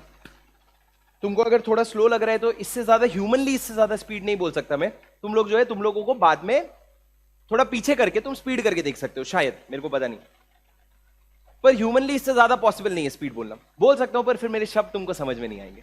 ठीक है दोस्तों, कोशिश करो। देखो अभी वो रेसिडेंशियल वाला स्टेटस था ना, तो तुमको फिर भी थोड़ा स्लो लगा होगा। जब मैं आगे स्पेशल रेट्स में जाऊंगा तो जो स्पीड है मेरी उतनी ऑप्टिमम लगेगी, तो आप मेरे साथ बने रहो। ठीक है, क्वेश्चन सॉल्व करेंगे, जी हाँ जरूर। मैंने 8 क्वेश्चन लेकर के आया हूं जो इसके रिलेटेड है, जो आपके कॉन्सेप्ट्स को बहुत हेल्प करेगा। जैसे ही चैप्टर खत्म हो जाएगा 8 क्वेश्चन करवा के ही खत्म करूंगा। ठीक है दोस्तों, आ जाओ, मेरी बात ध्यान से सुनो सर। प्रिजम्पटिव टैक्सेशन, प्लीज दोस्तों मेरी बात ध्यान से सुनना। सर प्रिजम्पटिव टैक्सेशन, मैंने आप लोगों से सेक्शन नंबर 44B में इसके बारे में बात किया। सर प्रिजम्पटिव टैक्सेशन के बारे में आप लोगों को पता होना चाहिए। Section number 44B, section number 44BBA, ऐसे बहुत सारे सेक्शन है। मेरे साथ आराम से सुनना, आपका काम खत्म हो जाएगा। दोस्तों सबसे पहले शिपिंग बिजनेस के बारे में बात करेंगे। आपको 44B जो है वो सेक्शन अगर याद हो सके तो कर लेना, अच्छा रहेगा। सर 44B किसकी बात करते हैं? Shipping business. जब हम शिपिंग की बात करते हैं तो हम क्रू बिजनेस, क्रूज के बारे में नहीं बात करेंगे, हम सिर्फ और सिर्फ शिप्स अदर देन क्रूज की बात करेंगे। सर वहां पे डीम्ड पीजीबीपी क्या माना जाएगा? It will B 7.5% of the amount paid, या तो इंडिया में या outside India, with respect to goods, passenger, livestock or mails which is shipped at an Indian port, or amount received in India with respect to shipped at a foreign port. Sir shipped at Indian port मतलब India में load हुआ, shipped at foreign port मतलब foreign में load हुआ। तो अगर India से load हो रहा है ना, तो पैसा चाहे कहीं पे भी मिला उससे घंटा नहीं फर्क पड़ता। पर अगर फॉरेन में लोड हो रहा है ना, तो भैया पैसा जहां कहां पे रिसीव होना चाहिए? इंडिया में रिसीव होना चाहिए। तो जो भी अमाउंट इंडिया में या आउटसाइड इंडिया मिला for shipping at an Indian port, और amount received in India for shipping at a foreign port, उस टोटल अमाउंट का 7.5% जो है वो आपका डीम्ड इनकम मान लिया जाएगा। अब दोस्तों जब आप यहां पे अमाउंट ऐड कर रहे हो ना, तो डेमरेज हो गया, हैंडलिंग चार्जेस हो गया, ये सारे अमाउंट यहां पे ऐड कर देना, किसी भी चीज को हटाने की जरूरत नहीं है। अब दोस्तों उसके बाद याद रखना, सर ये 7.5% अगर आपने ले लिया तो उसके बाद आपको किसी भी तरह का पीजीबीपी डिडक्शन नहीं मिलेगा, डेप्रीशिएशन, अनअब्सॉर्ब डेप्रीशिएशन कुछ भी नहीं मिलेगा, लेकिन ब्रॉड फॉरवर्ड लॉसेस और कैरी फॉरवर्ड चैप्टर 6A का डिडक्शन आपको जरूर मिल जाएगा। लेकिन दोस्तों क्या आप लोअर प्रॉफिट के लिए ऑप्ट कर सकते हो? ना जी ना, इससे कम लोअर प्रॉफिट ऑप्ट करने का आपके पास ऑप्शन नहीं है। अब दोस्तों इसमें एक छोटा सा इलस्ट्रेशन रखा है मैंने, देख लो, मेरी बात ध्यान से सुनो। सर अगर शिप पोर्ट सामान कहां से लोड हो रहा है और कहां तक जा रहा है और अमाउंट कहां रिसीव हुआ, देखो जब सामान चेन्नई से लोड हो रहा है मतलब इंडिया से लोड हो रहा है, फिर पेमेंट कहां रिसीव हुआ उससे फर्क नहीं पड़ता, हम इसका 7.5% ले लेंगे। लेकिन दोस्तों अगर सामान बाहर से लोड हो रहा है तो पेमेंट इंडिया में मिलना जरूरी है। तो सिंगापुर वाला पेमेंट जो मिला हमको रेलेवेंट नहीं है, 40 करोड़ हमारे लिए रेलेवेंट है। अब ये 40 करोड़, 20 करोड़ और 10 करोड़ कितना हो गया? 70 करोड़। इसका 7.5% यानी कि 5.25 करोड़ क्या हो गया? मेरा टैक्स। नहीं राजा, ये मेरी इनकम हो गई, ये मेरी प्रॉफिट हो गया। अब इस पे क्या निकाला जाएगा? टैक्स। बच्चे क्या गलत करके आएंगे? तुम ये टैक्स निकाल करके आ जाओगे, एमसीक्यू में आएगा ये क्वेश्चन अगर आएगा तो आप क्या करोगे? टैक्स बोल करके आ जाओगे। टैक्स नहीं है sir, this is your deemed PGBP income. अब अगर सामने वाला फॉरेन कंपनी है तो उस पर 35% का क्या लग जाएगा? 35% का टैक्स लग जाएगा। क्या तुम मेरी बात सुन पा रहे हो? हाँ सर। जब सेक्शन नंबर 44B पढ़ते हो ना, तो उसी के साथ एक रिकवरी मैकेनिज्म आता है। रिकवरी मैकेनिज्म क्या है सर? प्लीज मेरी बात ध्यान से सुनना। ये रिकवरी मैकेनिज्म उन लोगों के लिए एप्लीकेबल है जो इंडिया में लोड करके जा रहे हैं, जो इंडियन पोर्ट पे लोड करके जा रहे हैं। तो दोस्तों रिकवरी मैकेनिज्म जहां पे अगर आप इंडियन पोर्ट से लोड करके जा रहे हो तो आपके इनकम का 7.5% जो है वो कैसे रिकवरी होगा, मेरी बात ध्यान से सुनना। सर सबसे पहले डिपार्चर के पहले जो मास्टर ऑफ द शिप है उसको एक रिटर्न ऑफ इनकम और टैक्स जमा करना पड़ेगा। किसके पास? असेसिंग ऑफिसर को। पहले से आपको रिटर्न ऑफ इनकम और पहले से आपको 35% का टैक्स जो है वो जमा करना पड़ेगा। या फिर अगर आप खुद नहीं जमा कर पा रहे हो, आप इंडिया में सैटिस्फैक्टरी अरेंजमेंट करके जाओ कि मैं तो जा रहा हूं लेकिन एक और बंदा है इंडिया का जो 30 दिन के अंदर टैक्स भर देगा।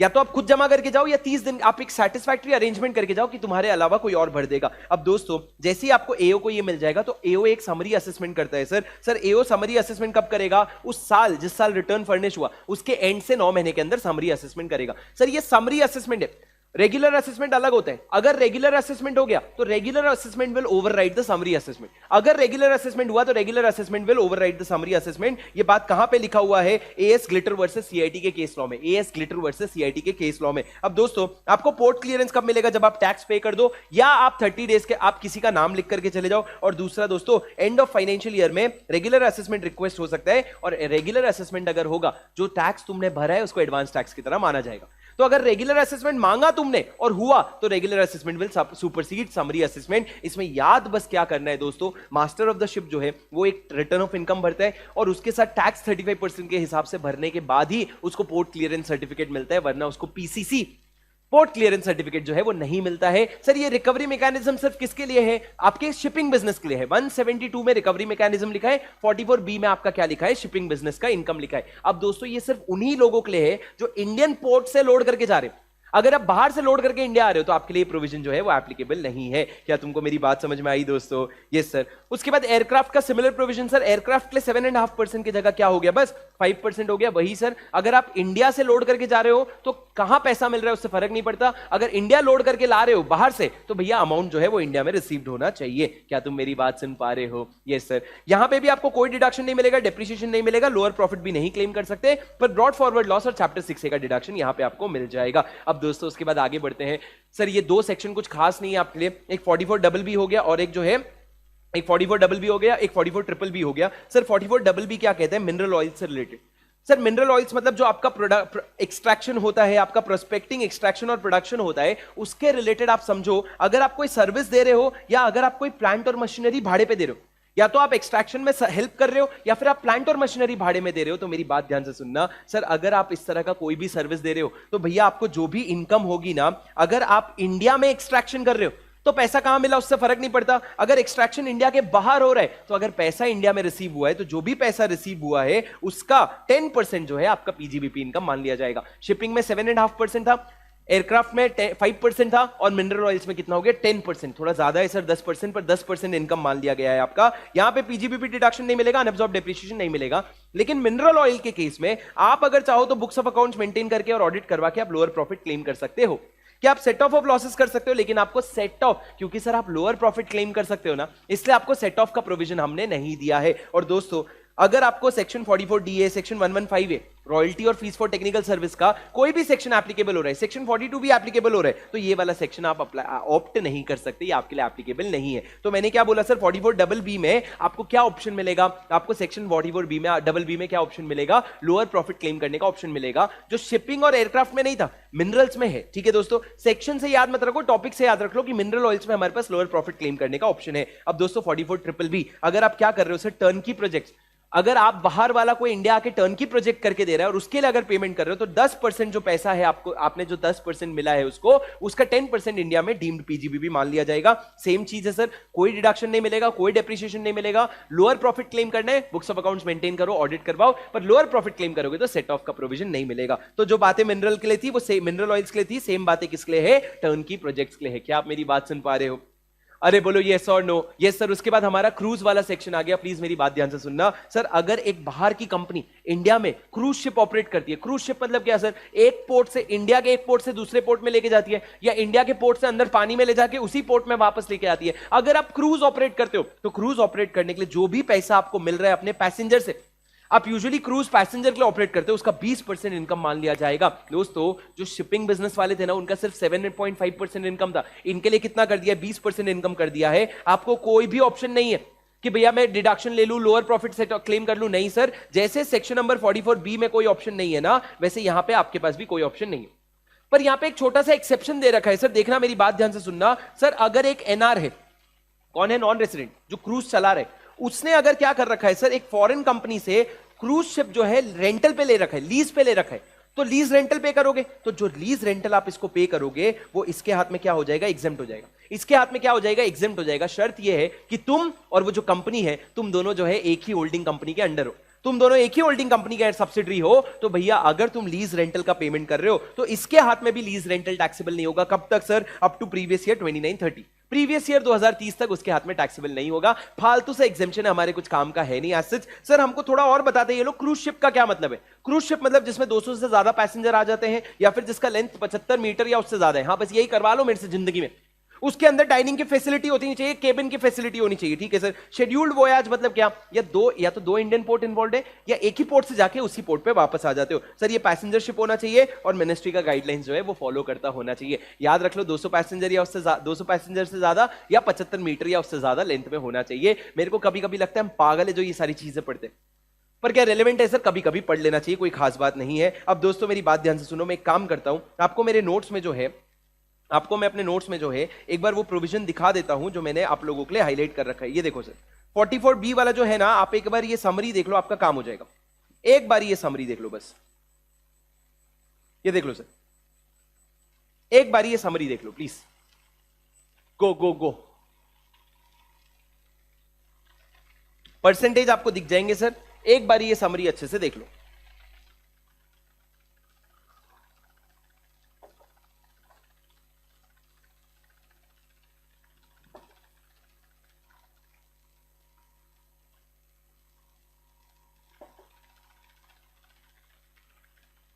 सर ये रेट्स याद कर लो, ज्यादा टाइम नहीं दूंगा। देखो शिपिंग के लिए 7.5% है, लेकिन क्रूज के लिए क्या हो गया? क्रूज के लिए आपका 20% हो गया।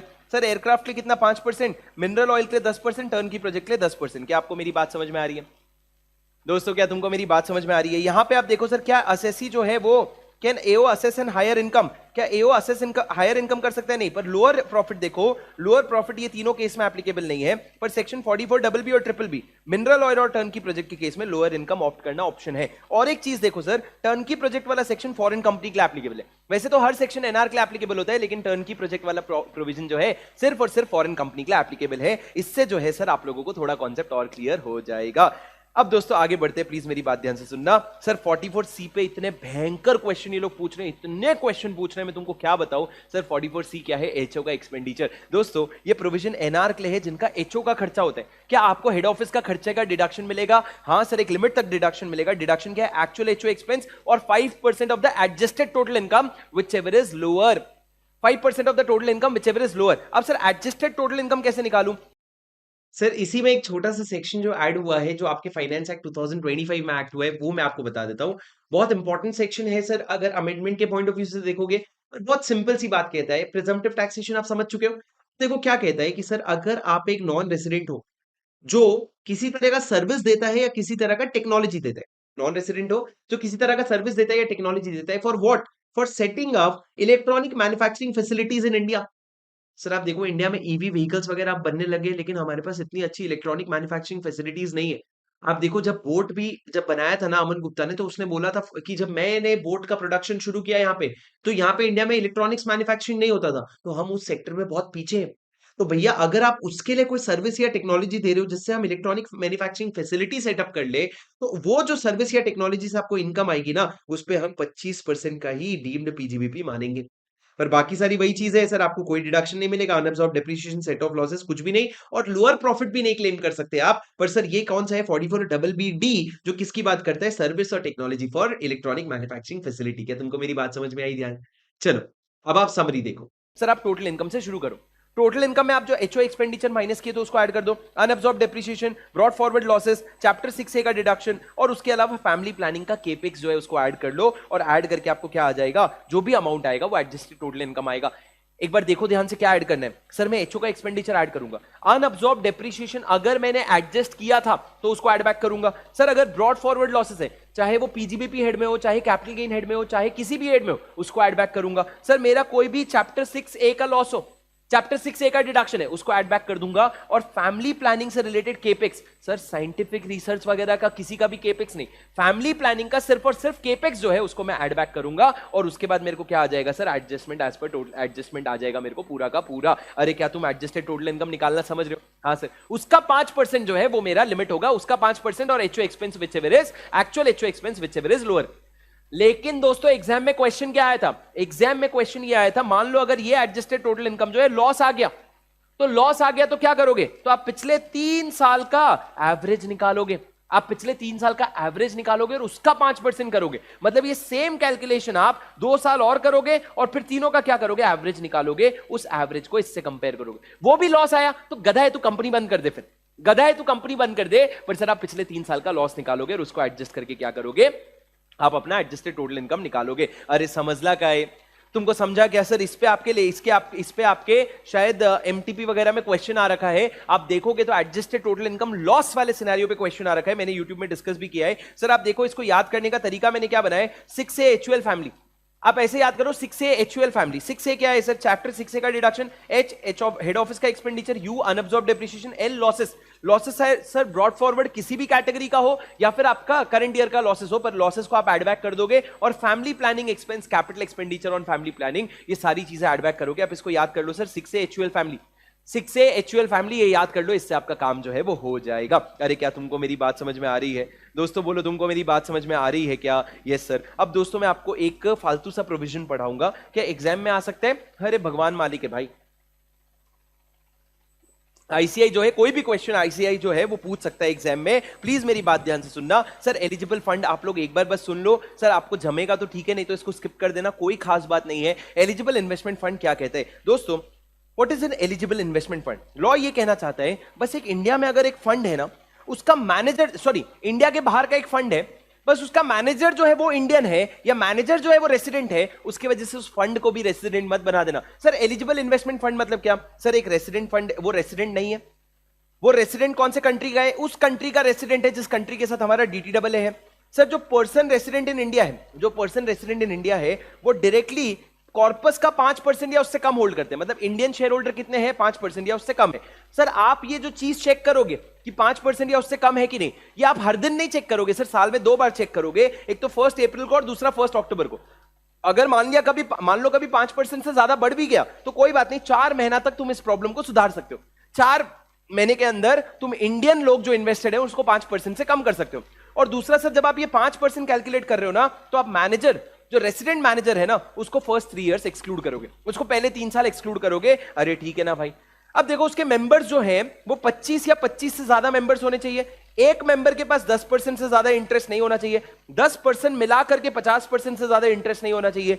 इन्वेस्टर प्रोटेक्शन रेगुलेशन कंप्लाई कर रहे हैं और वो 20% से ज्यादा किसी एक एंटिटी में इन्वेस्ट नहीं करेंगे या एसोसिएट कंपनी में इन्वेस्ट नहीं करेंगे। सर मंथली एवरेज कॉर्पस उनका 100 करोड़ या उससे ज्यादा है और इंडिया में कोई बिजनेस नहीं है या कोई बिजनेस कनेक्शन नहीं है। जान ले लो मेरी, जान ले लो मेरी, मैं क्या पागल हूं? हाँ सर हम पागल तो हैं। सर इस पे क्वेश्चन क्यों आ सकता है? प्लीज मेरी बात ध्यान से सुनो, क्वेश्चन बन सकता है इस पे एलिजिबल इन्वेस्टमेंट फंड मतलब क्या होता है। अगर इस पे अमेंडमेंट्स आ सकते हैं ना तो इस पे क्वेश्चन भी बन सकता है। अमेंडमेंट कुछ खास नहीं है, आप बस फोकस करो जो मैं बता रहा हूं। सर आप रेसिडेंट नहीं हो, आपका जो है कौन से कंट्री के रेसिडेंट हो जिसके साथ हमारा DTAA है। आप जो पर्सन रेसिडेंट इन इंडिया है मैक्सिमम 5% आपके कॉर्पस का होल्ड करते हैं। ये साल में 2 बार चेक करेंगे, 1 अप्रैल और 1 अक्टूबर को। कभी गलती निकली तो भी आपको 4 महीने का समय देंगे करेक्शन का। उसके बाद दोस्तों जो मैनेजर है वो उसके होल्डिंग को काउंट नहीं करना अगर वो 25 करोड़ या उससे कम है। उसके बाद मेंबर्स 25 या उससे ज्यादा होने चाहिए। मेंबर्स का किसी भी मेंबर का 10% से ज्यादा इंटरेस्ट नहीं होना चाहिए और 10 मेंबर का मिला के 50% या उससे ज्यादा इंटरेस्ट नहीं होना चाहिए।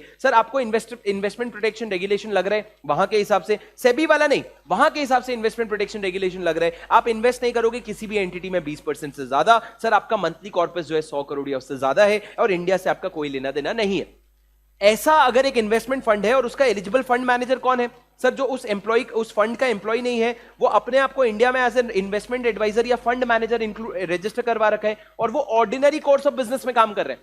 फंड मैनेजर कौन है? जो उनका एम्प्लॉय नहीं है, इंडिया में एज एन इन्वेस्टमेंट एडवाइजर या फंड मैनेजर काम कर रहा है और वो ऑर्डिनरी कोर्स ऑफ बिजनेस में काम कर रहा है, तो वो जो है वो उस फंड में 20% से कम प्रॉफिट होल्ड करते हैं वो, और बाकी लोगों के साथ मिला के 20% से कम प्रॉफिट होल्ड करता है। तो उस केस में sir eligible investment fund shall not be said to have business connection just because it is the fund manager is situated in India।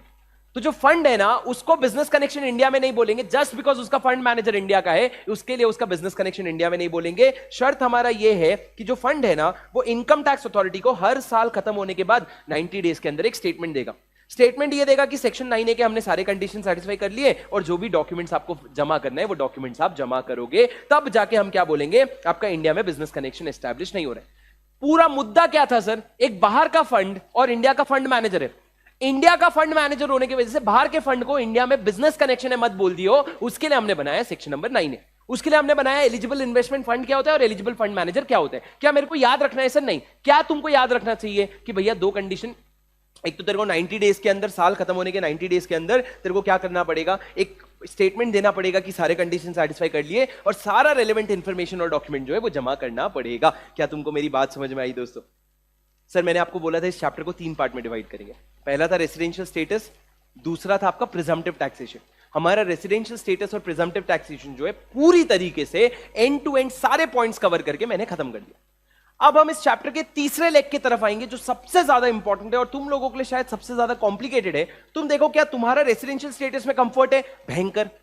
क्या तुम्हारा प्रिजम्पटिव टैक्सेशन में कौन सा कंफर्ट है? कुछ है ही नहीं। उसके साथ हमने 44C भी कर लिया, उसके साथ हमने सेक्शन 9A भी कर लिया। अब हम आखिरी स्टेप की तरफ आएंगे। आखिरी स्टेप क्या है आप लोगों का?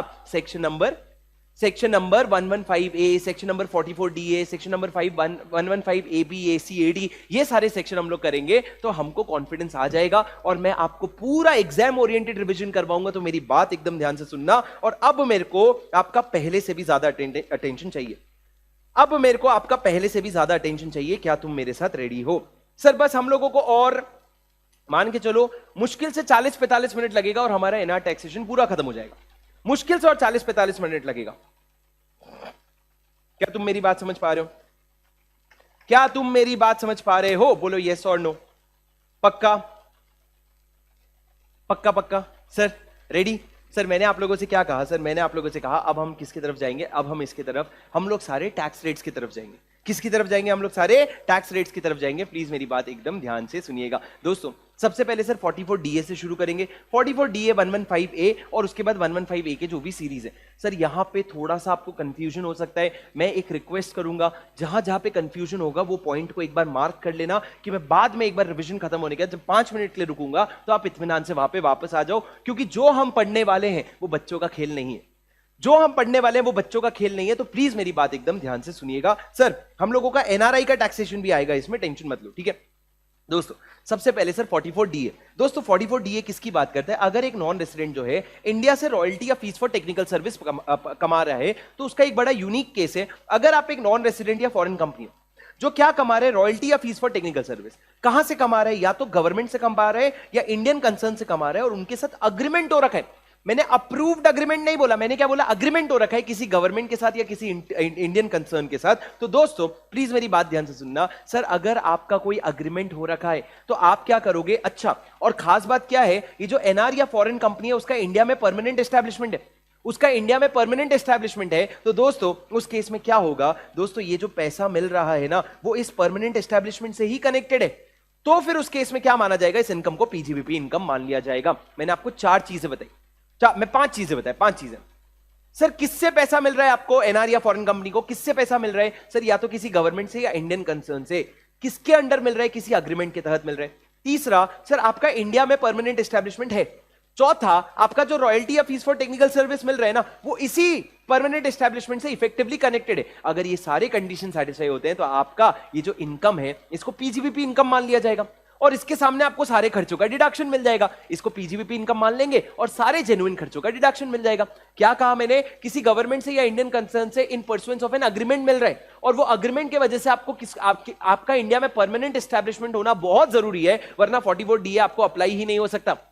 अब दोस्तों मेरी बात ध्यान से सुनना। आपका इंडिया में परमानेंट एस्टैब्लिशमेंट है, उसी से इफेक्टिवली कनेक्टेड है, अग्रीमेंट है, अप्रूव्ड अग्रीमेंट नहीं बोला, अग्रीमेंट है, तो वो इनकम पीजीबीपी इनकम हो गया। लेकिन दोस्तों मेरी बात ध्यान से सुनना। दोस्तों अगर आपका पीजीबीपी इनकम मान लेंगे तो सेक्शन 28 से 43 है, पीजीबीपी का सारा डिडक्शन आपको मिल जाएगा, लेकिन 2 खर्चों का डिडक्शन आपको नहीं मिलेगा। पहला सर, अगर कोई खर्चा ऐसा है विच इज नॉट होनली और एक्सक्लूसिवली फॉर सच पी, आप किसको पेमेंट कर रहे हो सर? आप पेमेंट कोई कर रहे हो जो आपके पीई के लिए रिलेटेड नहीं है, पूरे कंपनी के लिए, हेड ऑफिस के लिए भी, बाकी परमानेंट एस्टैब्लिशमेंट के लिए भी है। If it is not wholly and exclusively related to the PE, आपको इसका डिडक्शन नहीं मिलेगा। और दूसरा सर, अगर आप क्या कर रहे हो, हेड ऑफिस को अगर पेमेंट कर रहे हो, amount paid by the PE to head office और एनी अदर ऑफिस, अगर आप अपने एचओ को ही पेमेंट कर रहे हो तो उसका भी डिडक्शन नहीं मिलेगा, except where the payment is in the nature of reimbursement. अगर एचओ ने आपके बिहाफ में खर्चा किया और आप उनको रीइंबर्स कर रहे हो तो उसका डिडक्शन मिलेगा। मतलब सर घपलाती डिडक्शन नहीं मिलेगा आपको, जो होली और एक्सक्लूसिवली आपके पीई के लिए नहीं है, और दूसरा sir amount paid by the PE to the HO और एनी अदर ऑफिस, उसका डिडक्शन आपको नहीं मिलेगा। पर अगर हेड ऑफिस को आप रीइंबर्समेंट कर रहे हो खर्चे का तो आपको डिडक्शन जो है मिल जाएगा। क्या तुम मेरी बात समझ पा रहे हो? अरे क्या तुम मेरी बात समझ पा रहे हो? बोलो यस और नो, यस और नो, बोलो यस और नो। यस सर, ये क्या हो गया? ये आपका बेसिक प्रोविजन हो गया। अब दोस्तों आगे बढ़ते हैं। सर अगर आप जो है 44 डीए में कवर होते हो तो आपको क्या करना पड़ेगा? बुक्स ऑफ अकाउंट्स बनाना पड़ेगा आपको सर, टैक्स ऑडिट करवाना पड़ेगा क्या? हाँ सर। सर आपको चैप्टर 6A का डिडक्शन भी मिल जाएगा, ब्रॉड फॉरवर्ड लॉस भी मिल जाएगा, कोई भी प्रॉब्लम नहीं होगी आपके लिए, सब कुछ बेसिक रहेगा, कोई प्रॉब्लम नहीं है। लाइफ सिंपल है, लाइफ जिंगल वाला। ठीक है दोस्तों, ये क्या हो गया? बेसिकली ये हो गया आप लोगों का बेसिक प्रोविजन 44 डीए का, जहां पे क्या है, पैसा इंडियन कंसर्न या गवर्नमेंट से मिल रहा है अंडर एन अग्रीमेंट। लेकिन अब दोस्तों उसके बाद आ जाते हैं स्पेशल सेक्शन 115A में। 115A जो है royalty, fees for dividend, technical service, dividend, interest, सबकी बात करेगा। आराम से सुनना। 115A बोलो सर एक बार अपने मुंह से, अपने जुबा केसरी बोलो, अपने मुंह से बोलो एक बार, आवाज आने दो, गला बैठा हुआ होगा तुम्हारा, आवाज आने दो। 115A। इसके पहले आपने क्या पढ़ा? 44DA। क्या एग्जाम में सेक्शन का रोल है? ये सेक्शंस का बहुत रोल है सर। 115A सर, 115A पहले किसकी बात करूंगा? रॉयल्टी और fees for technical service. Sir वो कहता है अगर एक नॉन रेसिडेंट या फॉरेन कंपनी, उसको रॉयल्टी या फीस फॉर टेक्निकल सर्विस मिल रहा है गवर्नमेंट से या इंडियन कंसर्न से अंडर एन अग्रीमेंट, या इंडियन कंसर्न से जो मिल रहा है वो अग्रीमेंट या तो अप्रूव्ड है गवर्नमेंट के द्वारा या फिर इंडस्ट्रियल पॉलिसीज के हिसाब से, मतलब आपको अंडर किसी अग्रीमेंट आपको अगर पैसा मिल रहा है और वो अग्रीमेंट जो है वो अप्रूव्ड है, और खास बात क्या है, इस एनआर या फॉरेन कंपनी का इंडिया में कोई परमानेंट एस्टैब्लिशमेंट नहीं है। 44 डीए कब ट्रिगर हो रहा था? जब इंडिया में परमानेंट एस्टैब्लिशमेंट था। इसमें परमानेंट एस्टैब्लिशमेंट भी नहीं है और अग्रीमेंट जो है वो अग्रीमेंट नहीं, अप्रूव्ड अग्रीमेंट है या एज पर इंडस्ट्रियल पॉलिसीज है। तो उस केस में सर ये जो रॉयल्टी या फीस फॉर टेक्निकल सर्विस है ना, इसको नॉर्मल पीजीबीपी इनकम नहीं मानेंगे, इसको नॉर्मल टैक्स नहीं लगाएंगे। इसके लिए हमने बोला it will B taxed eight 20% और सच लोअर रेट एज द डीटीडब्ल्यूए में प्रिस्क्राइब। मतलब 20% या 20% से कम भी हो सकते हैं। कम कैसे होगा? डीटीडब्ल्यूए की वजह से होगा। क्या तुम मेरी बात सुन पा रहे हो दोस्तों? अरे बोलो, क्या तुम मेरी बात सुन पा रहे हो? Yes sir. ये मैंने क्या कहा सर? ये मैंने कहा 115A के स्पेशल रेट के बारे में। ये मैंने कहा 115A के स्पेशल रेट के बारे में, जहां मैंने क्या बोला कि आपको 20% लग जाएगा। सर ऊपर वाले और इसमें क्या फर्क है? सर ऊपर वाले और इसमें फर्क यह है कि सबसे पहला आपका जो है अग्रीमेंट, सुनना मेरी बात ध्यान से, फर्क यह है आपका अग्रीमेंट जो है वो अप्रूव्ड है, और दूसरा इंडिया में यहां पे आपका कोई परमानेंट एस्टैब्लिशमेंट नहीं है, तब जाके आपको 115A लगेगा। अब 115A लगने से होगा क्या सर? नॉर्मल इनकम तो नहीं है, स्पेशल टैक्स रेट लग रहा है 20% पे, तो आपको कोई भी पीजीबीपी का डिडक्शन नहीं मिलेगा, तो आपको अनअब्सॉर्ब डेप्रिसिएशन भी नहीं मिलेगा। पर क्या आपको चैप्टर 6A मिलेगा?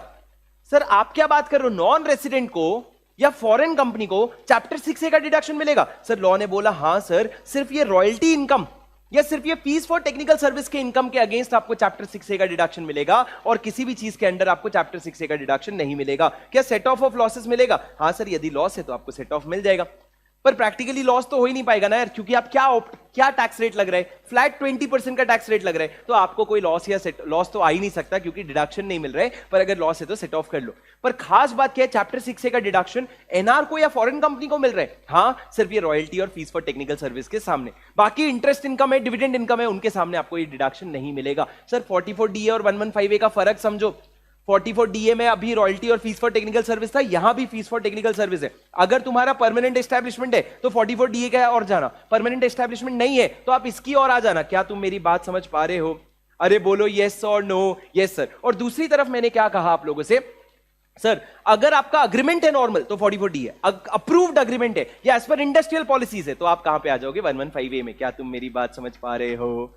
अरे बोलो यस और नो। Yes sir. उसके बाद मैंने क्या कहा सर, ये 44DA और 115A में डिफरेंस बना रखा है मैंने। यहां पे अग्रीमेंट होता है, यहां पे अप्रूव्ड अग्रीमेंट होते हैं। यहां पे ध्यान से देखो मेरी स्क्रीन पे, सर आपका परमानेंट एस्टैब्लिशमेंट इंडिया में है और उसी से कनेक्टेड सर्विस है। यहां पे आपका परमानेंट एस्टैब्लिशमेंट इंडिया में नहीं है। सर यहां पे 44DA मैंडेटरी होता है, अगर आपका परमानेंट एस्टैब्लिशमेंट है तो ऑप्शन नहीं है, पर 115A के लिए आप ऑप्ट करते हो।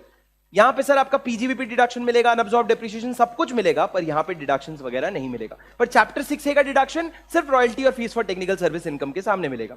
यहां पे टैक्स क्या होता है सर? नॉर्मल रेट पे टैक्स होता है, और यहां पे या तो 20% पे या लोअर एज पर डीटीडब्ल्यूए। सर यहां पे बुक्स ऑफ अकाउंट्स बनाने की जरूरत है, यहां पे जरूरत नहीं है। सर रिटर्न ऑफ इनकम की खास बात कर रहा हूं, प्लीज मेरी बात सुन लेना। सर अगर आप 44DA में होते हो तो रिटर्न ऑफ इनकम मैंडेटरी है, करना ही पड़ेगा। पर दोस्तों अगर आप 115A में आ गए तो मेरी बात ध्यान से सुनना। सर अगर आपका इनकम सिर्फ और सिर्फ 115A वाला रॉयल्टी और फीस फॉर टेक्निकल सर्विस का है। और अगर आपका टीडीएस बकायदा 20% पे कट चुका है तो उस केस में आपको रिटर्न ऑफ इनकम भरने की जरूरत नहीं है। उस केस में आपको रिटर्न ऑफ इनकम भरने की जरूरत नहीं है। मैं आपको इसका एक क्वेश्चन पूछूंगा, तुम लोग मेरे को जवाब देना।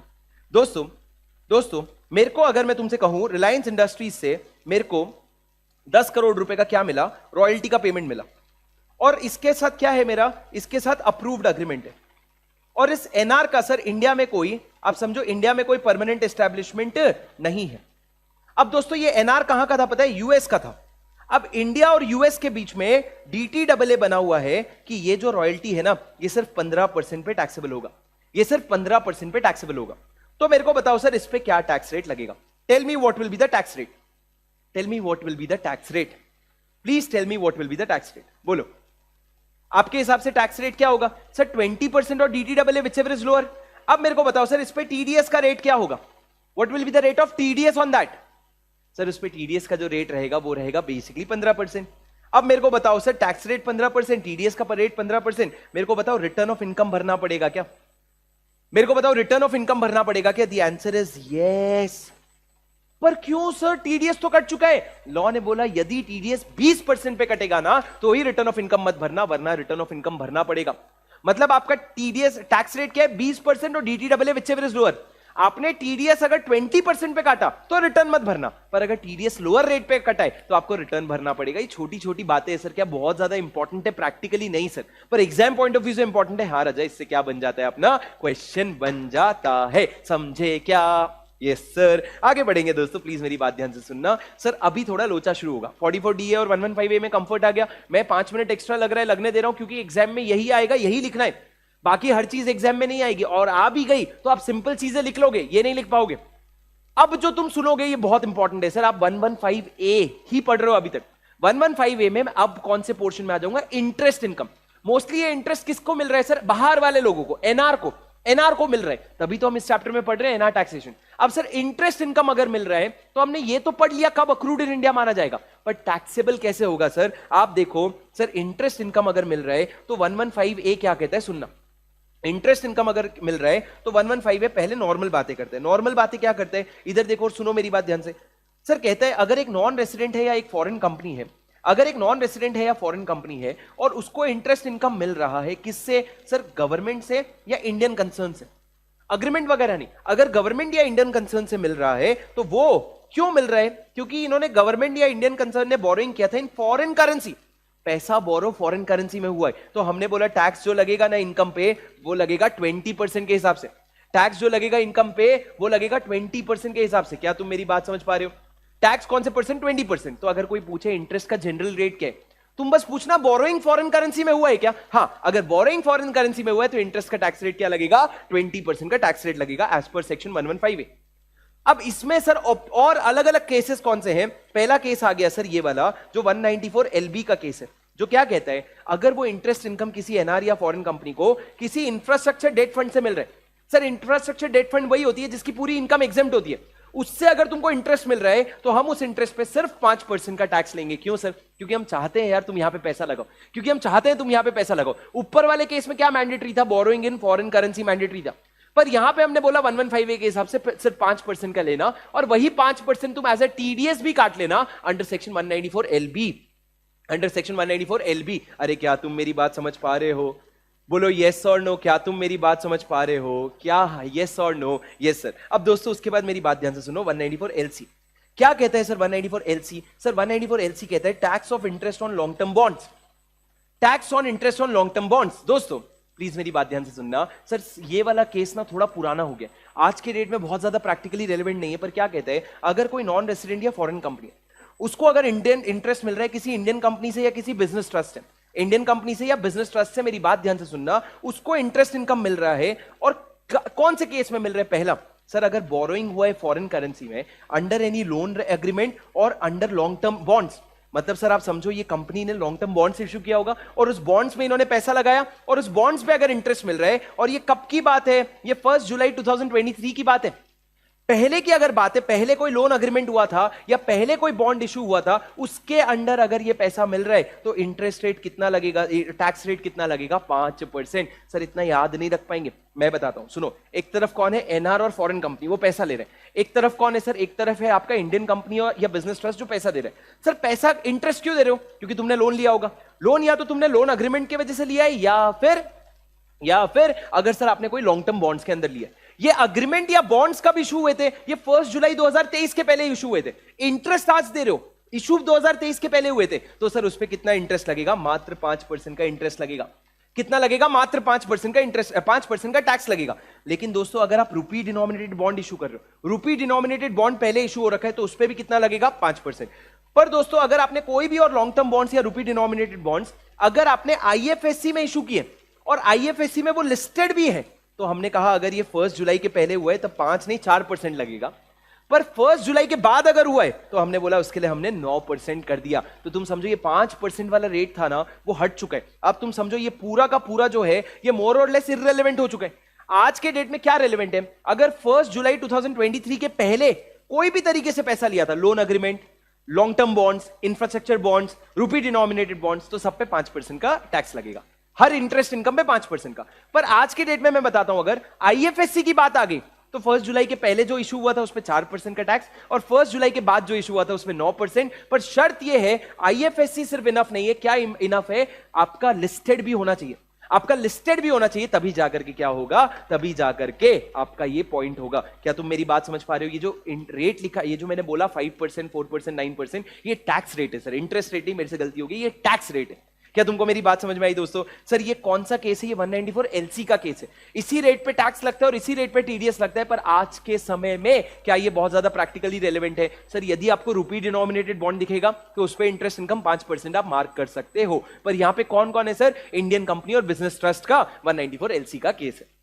क्या तुमको मेरी बात समझ में आई? Yes sir. उसके बाद लास्ट 194 एलडी क्या कहता है दोस्तों? ये कहता है कि कोई भी पर्सन से अगर किसको इंटरेस्ट मिल रहा है पता है? फॉरेन इंस्टीट्यूशनल इन्वेस्टर को या क्वालिफाइड इंस्टीट्यूशनल इन्वेस्टर को। और कब पेबल है वो? 1 जुलाई के पेबल, पहले पेबल था तो 5% पे टैक्स लगेगा और 5% का रेट ऑफ टैक्स रेट होगा। 5% पे टीडीएस कटेगा, 5% का ही टैक्स रेट होगा। सर कौन से टाइप ऑफ पैसों पे? इंडियन कंपनी ने अगर रुपी डिनोमिनेटेड बॉन्ड इशू किया, उसके बाद अगर गवर्नमेंट सिक्योरिटीज है सर, उसके बाद अगर म्युनिसिपल डेट सिक्योरिटीज है। अरे सर रुपी डिनोमिनेटेड बॉन्ड यहां भी है, रुपी डिनोमिनेटेड बॉन्ड यहां भी है, यहां भी है, क्या फर्क है बेटा? ये 194 एलडी में रुपी डिनोमिनेटेड बॉन्ड का पैसा किसको जा रहा है? देखो यहां पे पेई कौन है, पैसा किसको मिल रहा है? फॉरेन इंस्टीट्यूशनल इन्वेस्टर और क्वालिफाइड फॉरेन इन्वेस्टर। यहां पे सर ये रुपी डिनोमिनेटेड बॉन्ड कौन दे रहा है? ये इंडियन कंपनी या बिजनेस ट्रस्ट, किसी भी फॉरेनर को। और यहां पे ये रुपी डिनोमिनेटेड बॉन्ड कौन सा है? आईएफएससी वाले। तो आप देखो सर, आपको यहां पे पेई फर्क है, यहां पे सर ये नॉर्मल प्रोविजन है और यहां पे आईएफएससी में इशू हो रहा है और वो भी लिस्टेड है, तब जाके ये प्रोविजन लगेगा। सर आप अलग अलग पॉइंट्स को समझो, मैं अभी आपको इसका क्वेश्चन करवाऊंगा थोड़ी देर में, तब आपको और कॉन्फिडेंस आ जाएगा। ये कौन सा सेक्शन है? 115A। पर क्वेश्चन तब तक नहीं कर सकते जब तक 115A B AC AD तीनों नहीं हो जाता अपना। तो आप समझो ये 115A है। अब दोस्तों हम लोग चलेंगे आखिरी सेगमेंट की तरफ। सर आखिरी सेगमेंट क्या है अपना? सर अपना एनआरआई टैक्सेशन। अभी जो आपने किया वो क्या था? आपका 115A का पूरा था, royalty, fees for technical service, income. Sir dividend income के बारे में बता दो। डिविडेंड इनकम जो है आपका फ्लैट 20% पे टैक्स लगता है, लेकिन अगर आईएफएससी रिलेटेड है तो 10% पे टैक्स लगेगा। आईएफएससी रिलेटेड है तो 10% पे टैक्स लगेगा। अब प्लीज मेरी बात ध्यान से सुनना। सर ये तो आपने एनआर टैक्सेशन पढ़ा, उसी में एक छोटा सा पोर्शन आता है सर एनआरआई टैक्सेशन। इस पे अगर क्वेश्चन आ गया ना, कसम झूमते फिरते बाहर आओगे, 4 मार्क्स का क्वेश्चन आएगा। सुन लो, बहुत आसान है। सबसे पहले समझो सर, अगर एक ये केस कब एप्लीकेबल होता है? ये केस तब एप्लीकेबल होता है जब नॉन रेसिडेंट इंडियन जो है ना, किसमें इन्वेस्ट करता है? Long term foreign exchange asset में। फॉरेन एक्सचेंज एसेट मतलब क्या? जो उसने इन्वेस्टमेंट किया है वो फॉरेन करेंसी में इन्वेस्टमेंट किया है और अब उसमें लॉन्ग टर्म हो चुका है वो। एनआरआई सर, एनआरआई मतलब कौन? एक नॉन रेसिडेंट इंडिविजुअल जो इंडियन सिटीजन है या फिर पर्सन ऑफ इंडियन ओरिजिन है। एनआरआई मतलब नॉन रेसिडेंट इंडिविजुअल जो क्या है? एक इंडियन सिटीजन है या पर्सन ऑफ इंडियन ओरिजिन है। पर्सन ऑफ इंडियन ओरिजिन या फिर इंडियन सिटीजन मतलब इंडिया से जुड़ा हुआ है सर, पर रहता बाहर है, नॉन रेसिडेंट है। अब दोस्तों उसने कहां पे इन्वेस्ट किया है? किसी स्पेसिफाइड एसेट में इन्वेस्ट किया है and all the investments are in convertible foreign currency. ये रेड ग्रीन से लिखा है मतलब अमेंडमेंट नहीं है, ये क्या लिखा है? All of them are purchased in convertible foreign exchange. Convertible foreign exchange, आपने फॉरेन एक्सचेंज में खरीदा है, पर क्या खरीदा है वो सबसे ज्यादा इंपॉर्टेंट है सर। सर आपने इंडियन कंपनी के, चाहे वो पब्लिक कंपनी हो या प्राइवेट कंपनी हो, या तो उनके शेयर्स खरीदे। आपने इंडियन कंपनी चाहे पब्लिक हो या प्राइवेट हो, आप उसके शेयर्स खरीदे हो, या फिर सर आप क्या खरीदे हो, या फिर आप डिबेंचर या डिपॉजिट खरीदे हो विद एन इंडियन कंपनी। आप डिबेंचर खरीदे हो या डिपॉजिट खरीदे हो with N Indian company which is a public company. यहां पे प्राइवेट नहीं चलेगा। सर शेयर्स खरीद रहे हो तो प्राइवेट कंपनी का चलेगा, लेकिन अगर डिबेंचर या डिपॉजिट कर रहे हो तो प्राइवेट कंपनीज में नहीं चलेगा। और any other securities notified by CG, इस पे भी क्वेश्चन था। Any other notified by CG, इस पे भी क्वेश्चन था। अगर आप इन असेट्स में इन्वेस्ट कर रहे हो, आप एक एनआरआई हो, इंडिया के असेट में इन्वेस्ट कर रहे हो, डिबेंचर या डिपॉजिट की बात करूं तो प्राइवेट, मेरी आवाज आपके एग्जाम हॉल में आनी चाहिए, प्राइवेट कंपनी में डिपॉजिट या डिबेंचर में इन्वेस्ट करोगे तो उसको long term foreign exchange asset नहीं माना जाएगा, चाहे तुम फॉरेन करेंसी में ही क्यों ना इन्वेस्ट कर दो। अब दोस्तों उसके बाद क्या होगा, जब आपने असेट में इन्वेस्टमेंट कर दिया तो आपको या तो इन्वेस्टमेंट इनकम आएगा या कैपिटल गेन आएगा। इन्वेस्टमेंट इनकम मतलब इंटरेस्ट इनकम, डिविडेंड इनकम, या long term capital gain. Tax rate क्या होगा दोस्तों, मेरी बात ध्यान से सुनना। सर टैक्स रेट कुछ ऐसा होगा, इन्वेस्टमेंट इनकम पे आपको फ्लैट 20% लगेगा है। तो इसमें खास बात क्या है, 115A में भी तो वही लग रहा था, मोर और लेस 20% लग रहा था। पर तुम्हारा जो लॉन्ग टर्म कैपिटल गेन है उसमें 12.5% लगेगा आपको, अगर 23 जुलाई 2024 के बाद ट्रांसफर हुआ है। पहले ट्रांसफर हुआ होता तो 10% लगता, अब ट्रांसफर हुआ है तो 12.5% लगेगा। अरे ये भी तो सेम ही है ना। और तो और क्या, तुमको 1.25 लाख के बेनिफिट भी नहीं मिलेगा। जो आपको 112A में बेनिफिट मिलता है, आपको यहां पे 1.25 लाख का बेनिफिट भी नहीं मिलेगा। अरे ये तो नुकसान का सौदा है भाई। और बाकी अगर कोई भी इनकम है तो वो नॉर्मल टैक्स रेट लगेगा। अरे तो क्या पागल बना रहे हो, ये तो सेम ही है। तो मैंने कहा देखो ये तो नॉर्मल बात है, आपको यहां पे जो फायदा मिलेगा वो फायदा क्या है। आपको याद है कैपिटल गेन जब रेसिडेंट का होता है तो उसको हम क्या ऑप्शन देते हैं, 54B 54D ये सब ऑप्शन देते हैं कि तू इन्वेस्ट कर ले और तेरा कैपिटल गेन बच जाएगा। यहां पे हमने वैसा एक ऑप्शन दिया है सेक्शन नंबर 115F में। याद करो 115F में हमने क्या एग्जेम्पशन दिया कि OANRI तू लॉन्ग टर्म कैपिटल असेट को ट्रांसफर करके जब तेरा लॉन्ग टर्म कैपिटल गेन होता है ना, वो तेरे हाथ में एग्जेम्प्ट हो जाएगा अगर तू 6 महीने के अंदर नेट सेल कंसिडरेशन को इन्वेस्ट कर दे। कहां इन्वेस्ट कर दे, या तो स्पेसिफाइड असेट में या फिर नेशनल सेविंग सर्टिफिकेट्स अकाउंट में। या तो कहां पे, या तो स्पेसिफाइड असेट में या फिर national saving certificate account, national saving certificate में। सर स्पेसिफाइड असेट मतलब जो ऊपर लिखा था shares of an Indian company public or private, debenture deposit of an Indian company public, और लास्ट में क्या लिखा था, other securities notified by CG. या फिर तू नेशनल सेविंग सर्टिफिकेट में 6 महीने के अंदर नेट सेल कंसिडरेशन इन्वेस्ट कर लेगा ना, तो तेरा long term capital gain exempt हो जाएगा जैसे किसी रेसिडेंट का होता है। तो रेसिडेंट के लिए तो बहुत सारे सेक्शन है सर, नॉन रेसिडेंट के लिए हमने 115F बनाया, ये एनआरआई के लिए है, ये एनआरआई के लिए है। अरे क्या तुम मेरी बात सुन पा रहे हो, अरे बोलो यस और no. And most importantly sir अगर एनआरआई के टोटल इनकम में सिर्फ इन्वेस्टमेंट इनकम और लॉन्ग टर्म कैपिटल गेन है और मान लो उसका टीडीएस बराबर डिडक्ट हो गया, तो उसको रिटर्न फाइल करने की जरूरत नहीं है, उसको रिटर्न फाइल करने की जरूरत नहीं है। क्या तुम मेरी बात सुन पा रहे हो, बोलो यस और नो। यस सर, ये हो गया आप लोगों का बेसिक प्रोविजन। अब मेरी बात ध्यान से सुनना, एनआरआई का क्वेश्चन भी मैं एक करवाऊंगा आपको, क्योंकि उस पर भी बहुत सारे क्वेश्चन है। पर आपको समझ में आया सर आपका फायदा क्या हो रहा है, नेट आपका फायदा बस ये हो रहा है कि आप अगर 6 महीने के अंदर नेट सेल कंसिडरेशन इन्वेस्ट कर दोगे, नेट सेल कंसिडरेशन इन्वेस्ट कर दोगे, तो आपको पूरा इनकम जो है वो एग्जेम्प्ट हो जाएगा। कहां पे इन्वेस्ट करना है सर, आपको या तो सेम स्पेसिफाइड एसेट्स में या फिर नेशनल सेविंग सर्टिफिकेट में। ठीक है, मैं आपको एक चीज यहां पे याद दिला दूं, नेशनल सेविंग सर्टिफिकेट्स में इन्वेस्ट करने पे चैप्टर 6A में, चैप्टर 6A में आपको 1.5 लाख रुपए तक का डिडक्शन भी मिलता है। जस्ट आपके नॉलेज के लिए वहां पे डिडक्शन भी मिलता है आपको नेशनल सेविंग सर्टिफिकेट्स में इन्वेस्ट करने पे। अब दोस्तों आज जो 3 सेक्शन मेरे को करवाना है, 115AB, 115AC और 115AD, ये तीनों बहुत इंपॉर्टेंट सेक्शन है, प्लीज मेरी बात ध्यान से सुनना। सर ये मैं करवाऊंगा आपको मेरे ये वाले नोट से, प्लीज मेरे स्क्रीन पे देखो और आ जाओ यहां पे। दोस्तों सर यहां पे देखो मैंने एक बढ़िया सा समरी बना रखा है 115AB, AC और AD का, प्लीज मेरी बात ध्यान से सुनना। सर इसको याद कर लेना, एग्जाम में AC और AD बार बार आते हैं। दोस्तों पहले 115AB सुनना, प्लीज मेरी बात ध्यान से सुनना। सर ये बहुत स्पेसिफिक सेक्शन है ऑफशोर फंड्स के लिए, यानी कि ओवरसीज फाइनेंशियल ऑर्गेनाइजेशन के लिए। किसके लिए, overseas financial organization, overseas financial organization जिसको हम क्या कहते हैं, ऑफशोर फंड्स। सर एक एग्जांपल सिकोया कैपिटल, अगर उसका कौन सा इनकम आया sir, units of mutual fund या unit trust of India purchased in foreign currency, कौन से करेंसी में खरीदना जरूरी है, फॉरेन करेंसी में खरीदना जरूरी है, उससे आपको क्या आ रहा है, उससे आपको इनकम आ रहा है। सर किस तरह का इनकम आएगा, 2 इनकम आएगा, एक इन्वेस्टमेंट इनकम और एक कैपिटल गेन। तो आप देखो सर आपको अगर इन्वेस्टमेंट इनकम आया कुछ भी, तो उस पर फ्लैट 10% का टैक्स लेंगे। 115 ए बी क्या बोलता है, सिकोया कैपिटल अगर म्यूचुअल फंड में या यूटीआई में इन्वेस्ट करके अगर फॉरेन करेंसी में इन्वेस्ट करके कोई इनकम आ रहा है 10% का टैक्स लेंगे। पर दोस्तों लॉन्ग टर्म कैपिटल गेन अगर हो रहा है ना तो उस पे 23 जुलाई के बाद 12.5% का टैक्स लेंगे, 23 जुलाई के पहले 10% का टैक्स लेंगे, और तो और 1.25 लाख का थ्रेशोल्ड भी आपको नहीं मिलेगा। वो तो ठीक है सर, पर 10% और 12.5%, इन्वेस्टमेंट इनकम पे 10% और लॉन्ग टर्म कैपिटल गेन पे 12.5%, ये याद रख लो तुम लोग। ठीक है दोस्तों, ये किसके लिए, ये हो गया 115 ए बी के लिए। सर बच्चा कहते हैं सर अगर शॉर्ट टर्म हुआ तो, राजा शॉर्ट टर्म हुआ तो हम ये प्रोविजन ही नहीं पढ़ेंगे, ये प्रोविजन नहीं पढ़ोगे तो देखो एनआर के लिए कोई अलग से सेक्शन बनाए क्या, नहीं, तो आप नॉर्मल सेक्शन में चले जाओगे। नॉर्मल यानी कि क्या, फॉरेन कंपनी है तो 35% टैक्स लगेगा, अदर एनआर है तो स्लैब रेट पे टैक्स लग जाएगा। तो तुम समझो जो नहीं लिखा है वो हमारे नॉर्मल इनकम टैक्स के हिसाब से टैक्सेबल हो जाएगा। क्या तुम मेरी बात समझ पा रहे हो? अरे बोलो यस और नो। Yes sir. अब दोस्तों 115 एसी प्लीज मेरी बात ध्यान से सुनना। सर 115 एसी क्या कहता है, ये स्पेसिफिकली नॉन रेसिडेंट के लिए बना है। तुम देखो ये बहुत ब्रॉडर कैटेगरी हो गया। 115 ए बी क्या हो गया, बहुत narrow category, offshore fund, overseas financial organisation. जहां आपको क्वेश्चन में दिखा ओफो तो तुम बोलोगे ओफो यार 115 ए बी का क्वेश्चन आ गया 10% और 12.5% बस।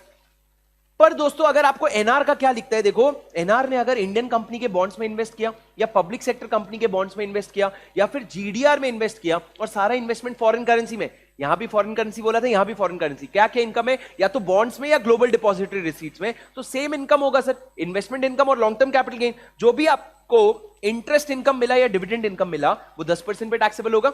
जो भी आपका लॉन्ग टर्म कैपिटल गेन हुआ वो 12.5% पे टैक्सेबल होगा ऑन और आफ्टर 23 जुलाई 2024। तो वहां पे जो था यहां पे भी वही है, यहां पे बस इनकम क्या था, बॉन्ड्स और जीडीआर, बॉन्ड्स और जीडीआर। सर क्या रुपी डिनोमिनेटेड बॉन्ड है, ना ना ना ना, investment is in foreign currency, investment is in foreign currency. क्या तुमको समझ में आया सर, ये पूरे एनआर समाज के लिए। अब दोस्तों आप समझो 115 एडी वापस स्पेसिफिक क्वेश्चन है, पर इस पे क्वेश्चन आता है सर, क्या क्वेश्चन है, स्पेसिफाइड फंड्स हो या एफआईआई हो। सर आप किस पे फोकस करो, एफआईआई, फॉरेन इंस्टीट्यूशनल इन्वेस्टर, बहुत सारे हैं सर इंडिया में। तो तुम समझो सर अगर आप एक फंड हो या फॉरेन इंस्टीट्यूशनल इन्वेस्टर हो और आप क्या खरीद रहे हो, कोई भी सिक्योरिटीज खरीद रहे हो, कोई रेस्ट्रिक्शन नहीं है, फॉरेन करेंसी का भी रेस्ट्रिक्शन नहीं है, मतलब इंडिया में आके किधर भी पैसा लगा रहे, हम एफआईआई को भूखे बोल रहे हैं आओ आओ आओ इंडिया आओ, तुम हमारे पास आओ, क्या फायदा दोगे, आएंगे तो क्या फायदा देंगे। देखो सर अगर आपको वही दो चीजें हो सकती है, इन्वेस्टमेंट इनकम और कैपिटल गेन, इन्वेस्टमेंट इनकम और कैपिटल गेन। सर अगर आपको कोई इनकम हुआ तो हमने फंड को बोला भैया तेरे से तो 10% लेंगे, पर एफआईआई से क्या ले रहे हैं 20%, बोला हट बकवास करते हो, 20% में क्या होगा, 20% तो नॉर्मल है, पर ठीक है बोले यही है, एफआईआई के लिए 20% और फंड के लिए हमने बोला 10%, मतलब हमने बोला कोई स्पेसिफिक फंड है तो उसको 10% लेंगे, बाकी एफआईआई के लिए 20%। किसकी बात कर रहा हूं मैं, इनकम की।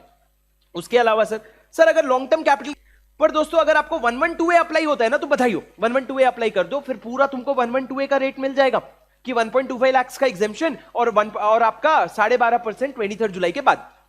Similarly sir short term capital gain के लिए हमने रखा 30% और हमने बोला भाई अगर तेरे को 111A अप्लाई होता है ना तो बधाई हो, 111 ले ले तू कि बिफोर 23 जुलाई 15% और आफ्टर 23 जुलाई 20%। पर अगर 111A या 112A अप्लाई नहीं होता तो यहां पे लॉन्ग टर्म कैपिटल गेन पे 10% और यहां पे शॉर्ट टर्म कैपिटल गेन पे 30% है, अगर तुमको वो सेक्शंस अप्लाई नहीं होते। सर वो सेक्शंस कब अप्लाई होंगे, राजा जब लिस्टेड होंगे तभी तो अप्लाई हो पाएगा ना ये दोनों सेक्शन।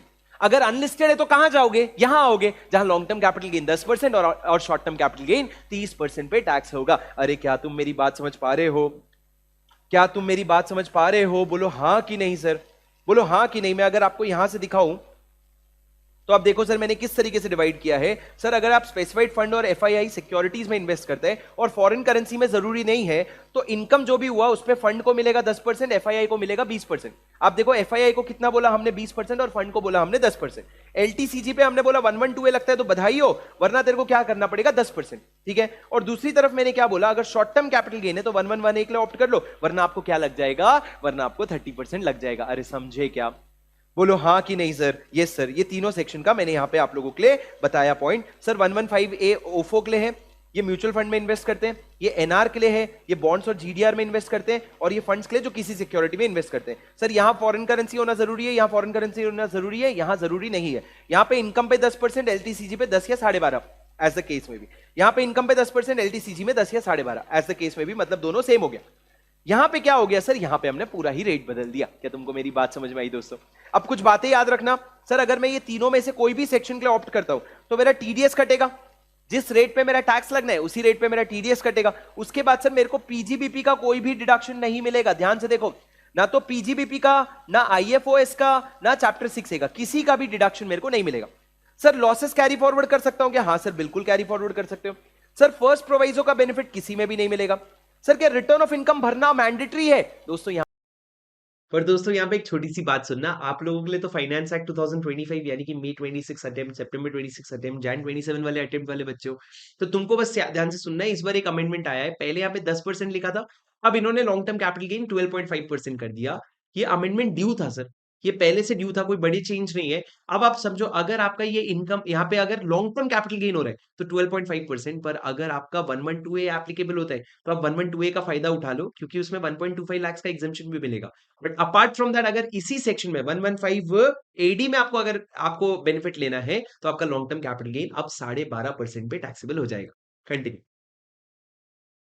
पे सिर्फ एक एक्सेप्शन है, याद रखना। अगर आप 115AC में आते हो, मतलब बॉन्ड्स या जीडीआर में, और 115AC क्या कहता है, अगर आपके टोटल इनकम में सिर्फ इंटरेस्ट या डिविडेंड इनकम है और उसमें बराबर टीडीएस कट गया है तो आपको रिटर्न नहीं भरना पड़ेगा। तो रिटर्न किस में एग्जेम्प्ट किया है? एसी में। एबी और एडी में एग्जेम्पशन नहीं। एसी अगर हुआ, तुम ऐसा इमेजिन कर लो सर, अगर एसी रहा तो मेरे को रिटर्न नहीं भरना पड़ेगा, एसी रहा तो मैं रिटर्न नहीं भरूंगा। शर्त क्या है? टीडीएस बराबर कट चुका है। ये क्या हो गया सर? ये मेरा 115 एबी एसी एडी का सेक्शन हो गया। अरे तुमको मेरी बात समझ में आई क्या? Did you understand guys? बोलो यस और नो, बोलो यस और नो, बोलो यस और नो। Yes sir. उसके बाद सर एक सेक्शन आता है 195। 195 कोई खास बात नहीं है सर, पर मैं 195 बताता हूं और इसके बाद मोस्टली आपका पूरा चैप्टर जो है वो खत्म हो जाएगा। पर हमारा नहीं होगा सर, क्योंकि मैं आपको क्वेश्चन भी करवाऊंगा, तो प्लीज मेरी बात ध्यान से सुनना। सर आपका सेक्शन नंबर 195, प्लीज मेरी बात एकदम ध्यान से सुनना।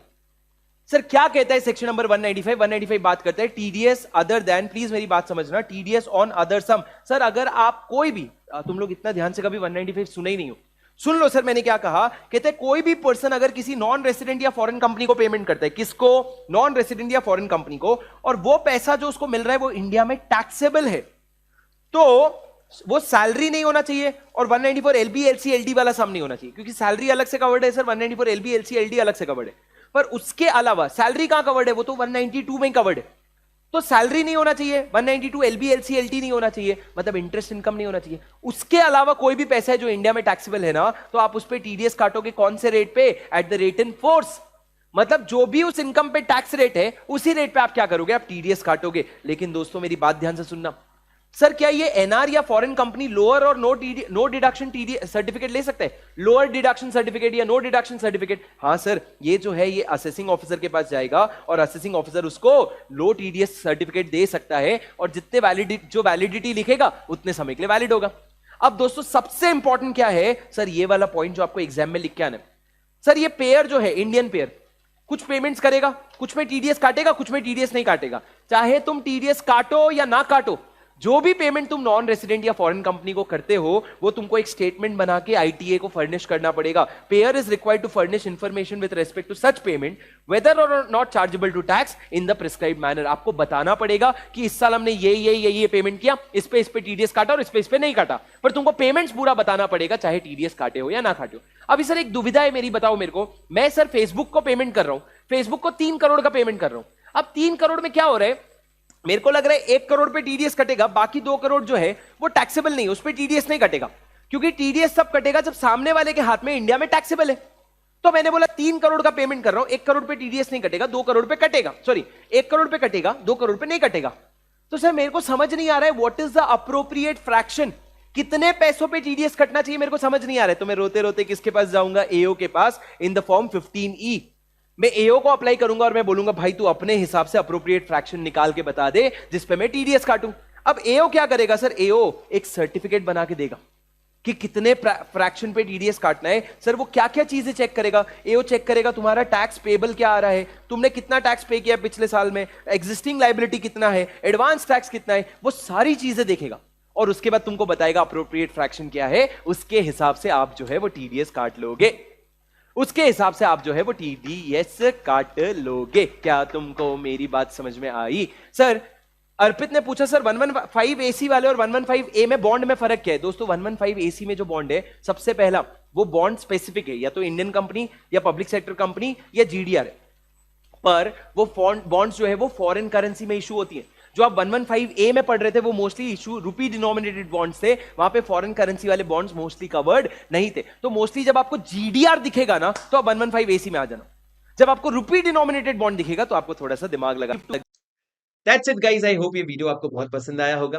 थोड़ा-सा आपको अगर स्पीड लगे तो समझना ये एग्ज़ाम के पहले का रिवीजन था, तो आप लोगों को भी एग्ज़ाम के पहले इसी पेस में इस चैप्टर को रिवाइज़ करना पड़ेगा। पर ये नोट्स जब आप अपने पास रख लोगे या साथ में लिख लोगे, तो आपके लिए रिवीजन बहुत आसान हो जाएगा। मुझे आप कमेंट में ज़रूर बताना कि जैसे असेसमेंट ऑफ ट्रस्ट मैंने स्क्रिबल रिवीजन करवाया, वो आपके ज़्यादा काम आ रहा है कि ये नोट्स बने हुए हैं और मैं डिटेल में समझा रहा हूँ, वो ज़्यादा काम आ रहा है? बताना ज़रूर कि क्या काम आ रहा है, ठीक है दोस्तों? अब दोस्तों इसके बाद हम मिलेंगे प्रैक्टिस बैच में शाम को, जहाँ हम इसके क्वेश्चन बैंक को सॉल्व करेंगे। उम्मीद करता हूँ आपको वीडियो पसंद आया होगा। अगर हाँ, तो लाइक ज़रूर कर देना और इसको अपने दोस्तों के साथ शेयर ज़रूर कर देना और कमेंट पे लिख के जाना, sir I am going to give my 200% now. I am going to give my 200% और मुझे पूरा भरोसा है तुम करके दिखाओगे। मिलता हूँ आपसे अगले वीडियो में। Until then take care, study well, keep going. This is your CA buddy Shubham Singhal signing off. Bye bye.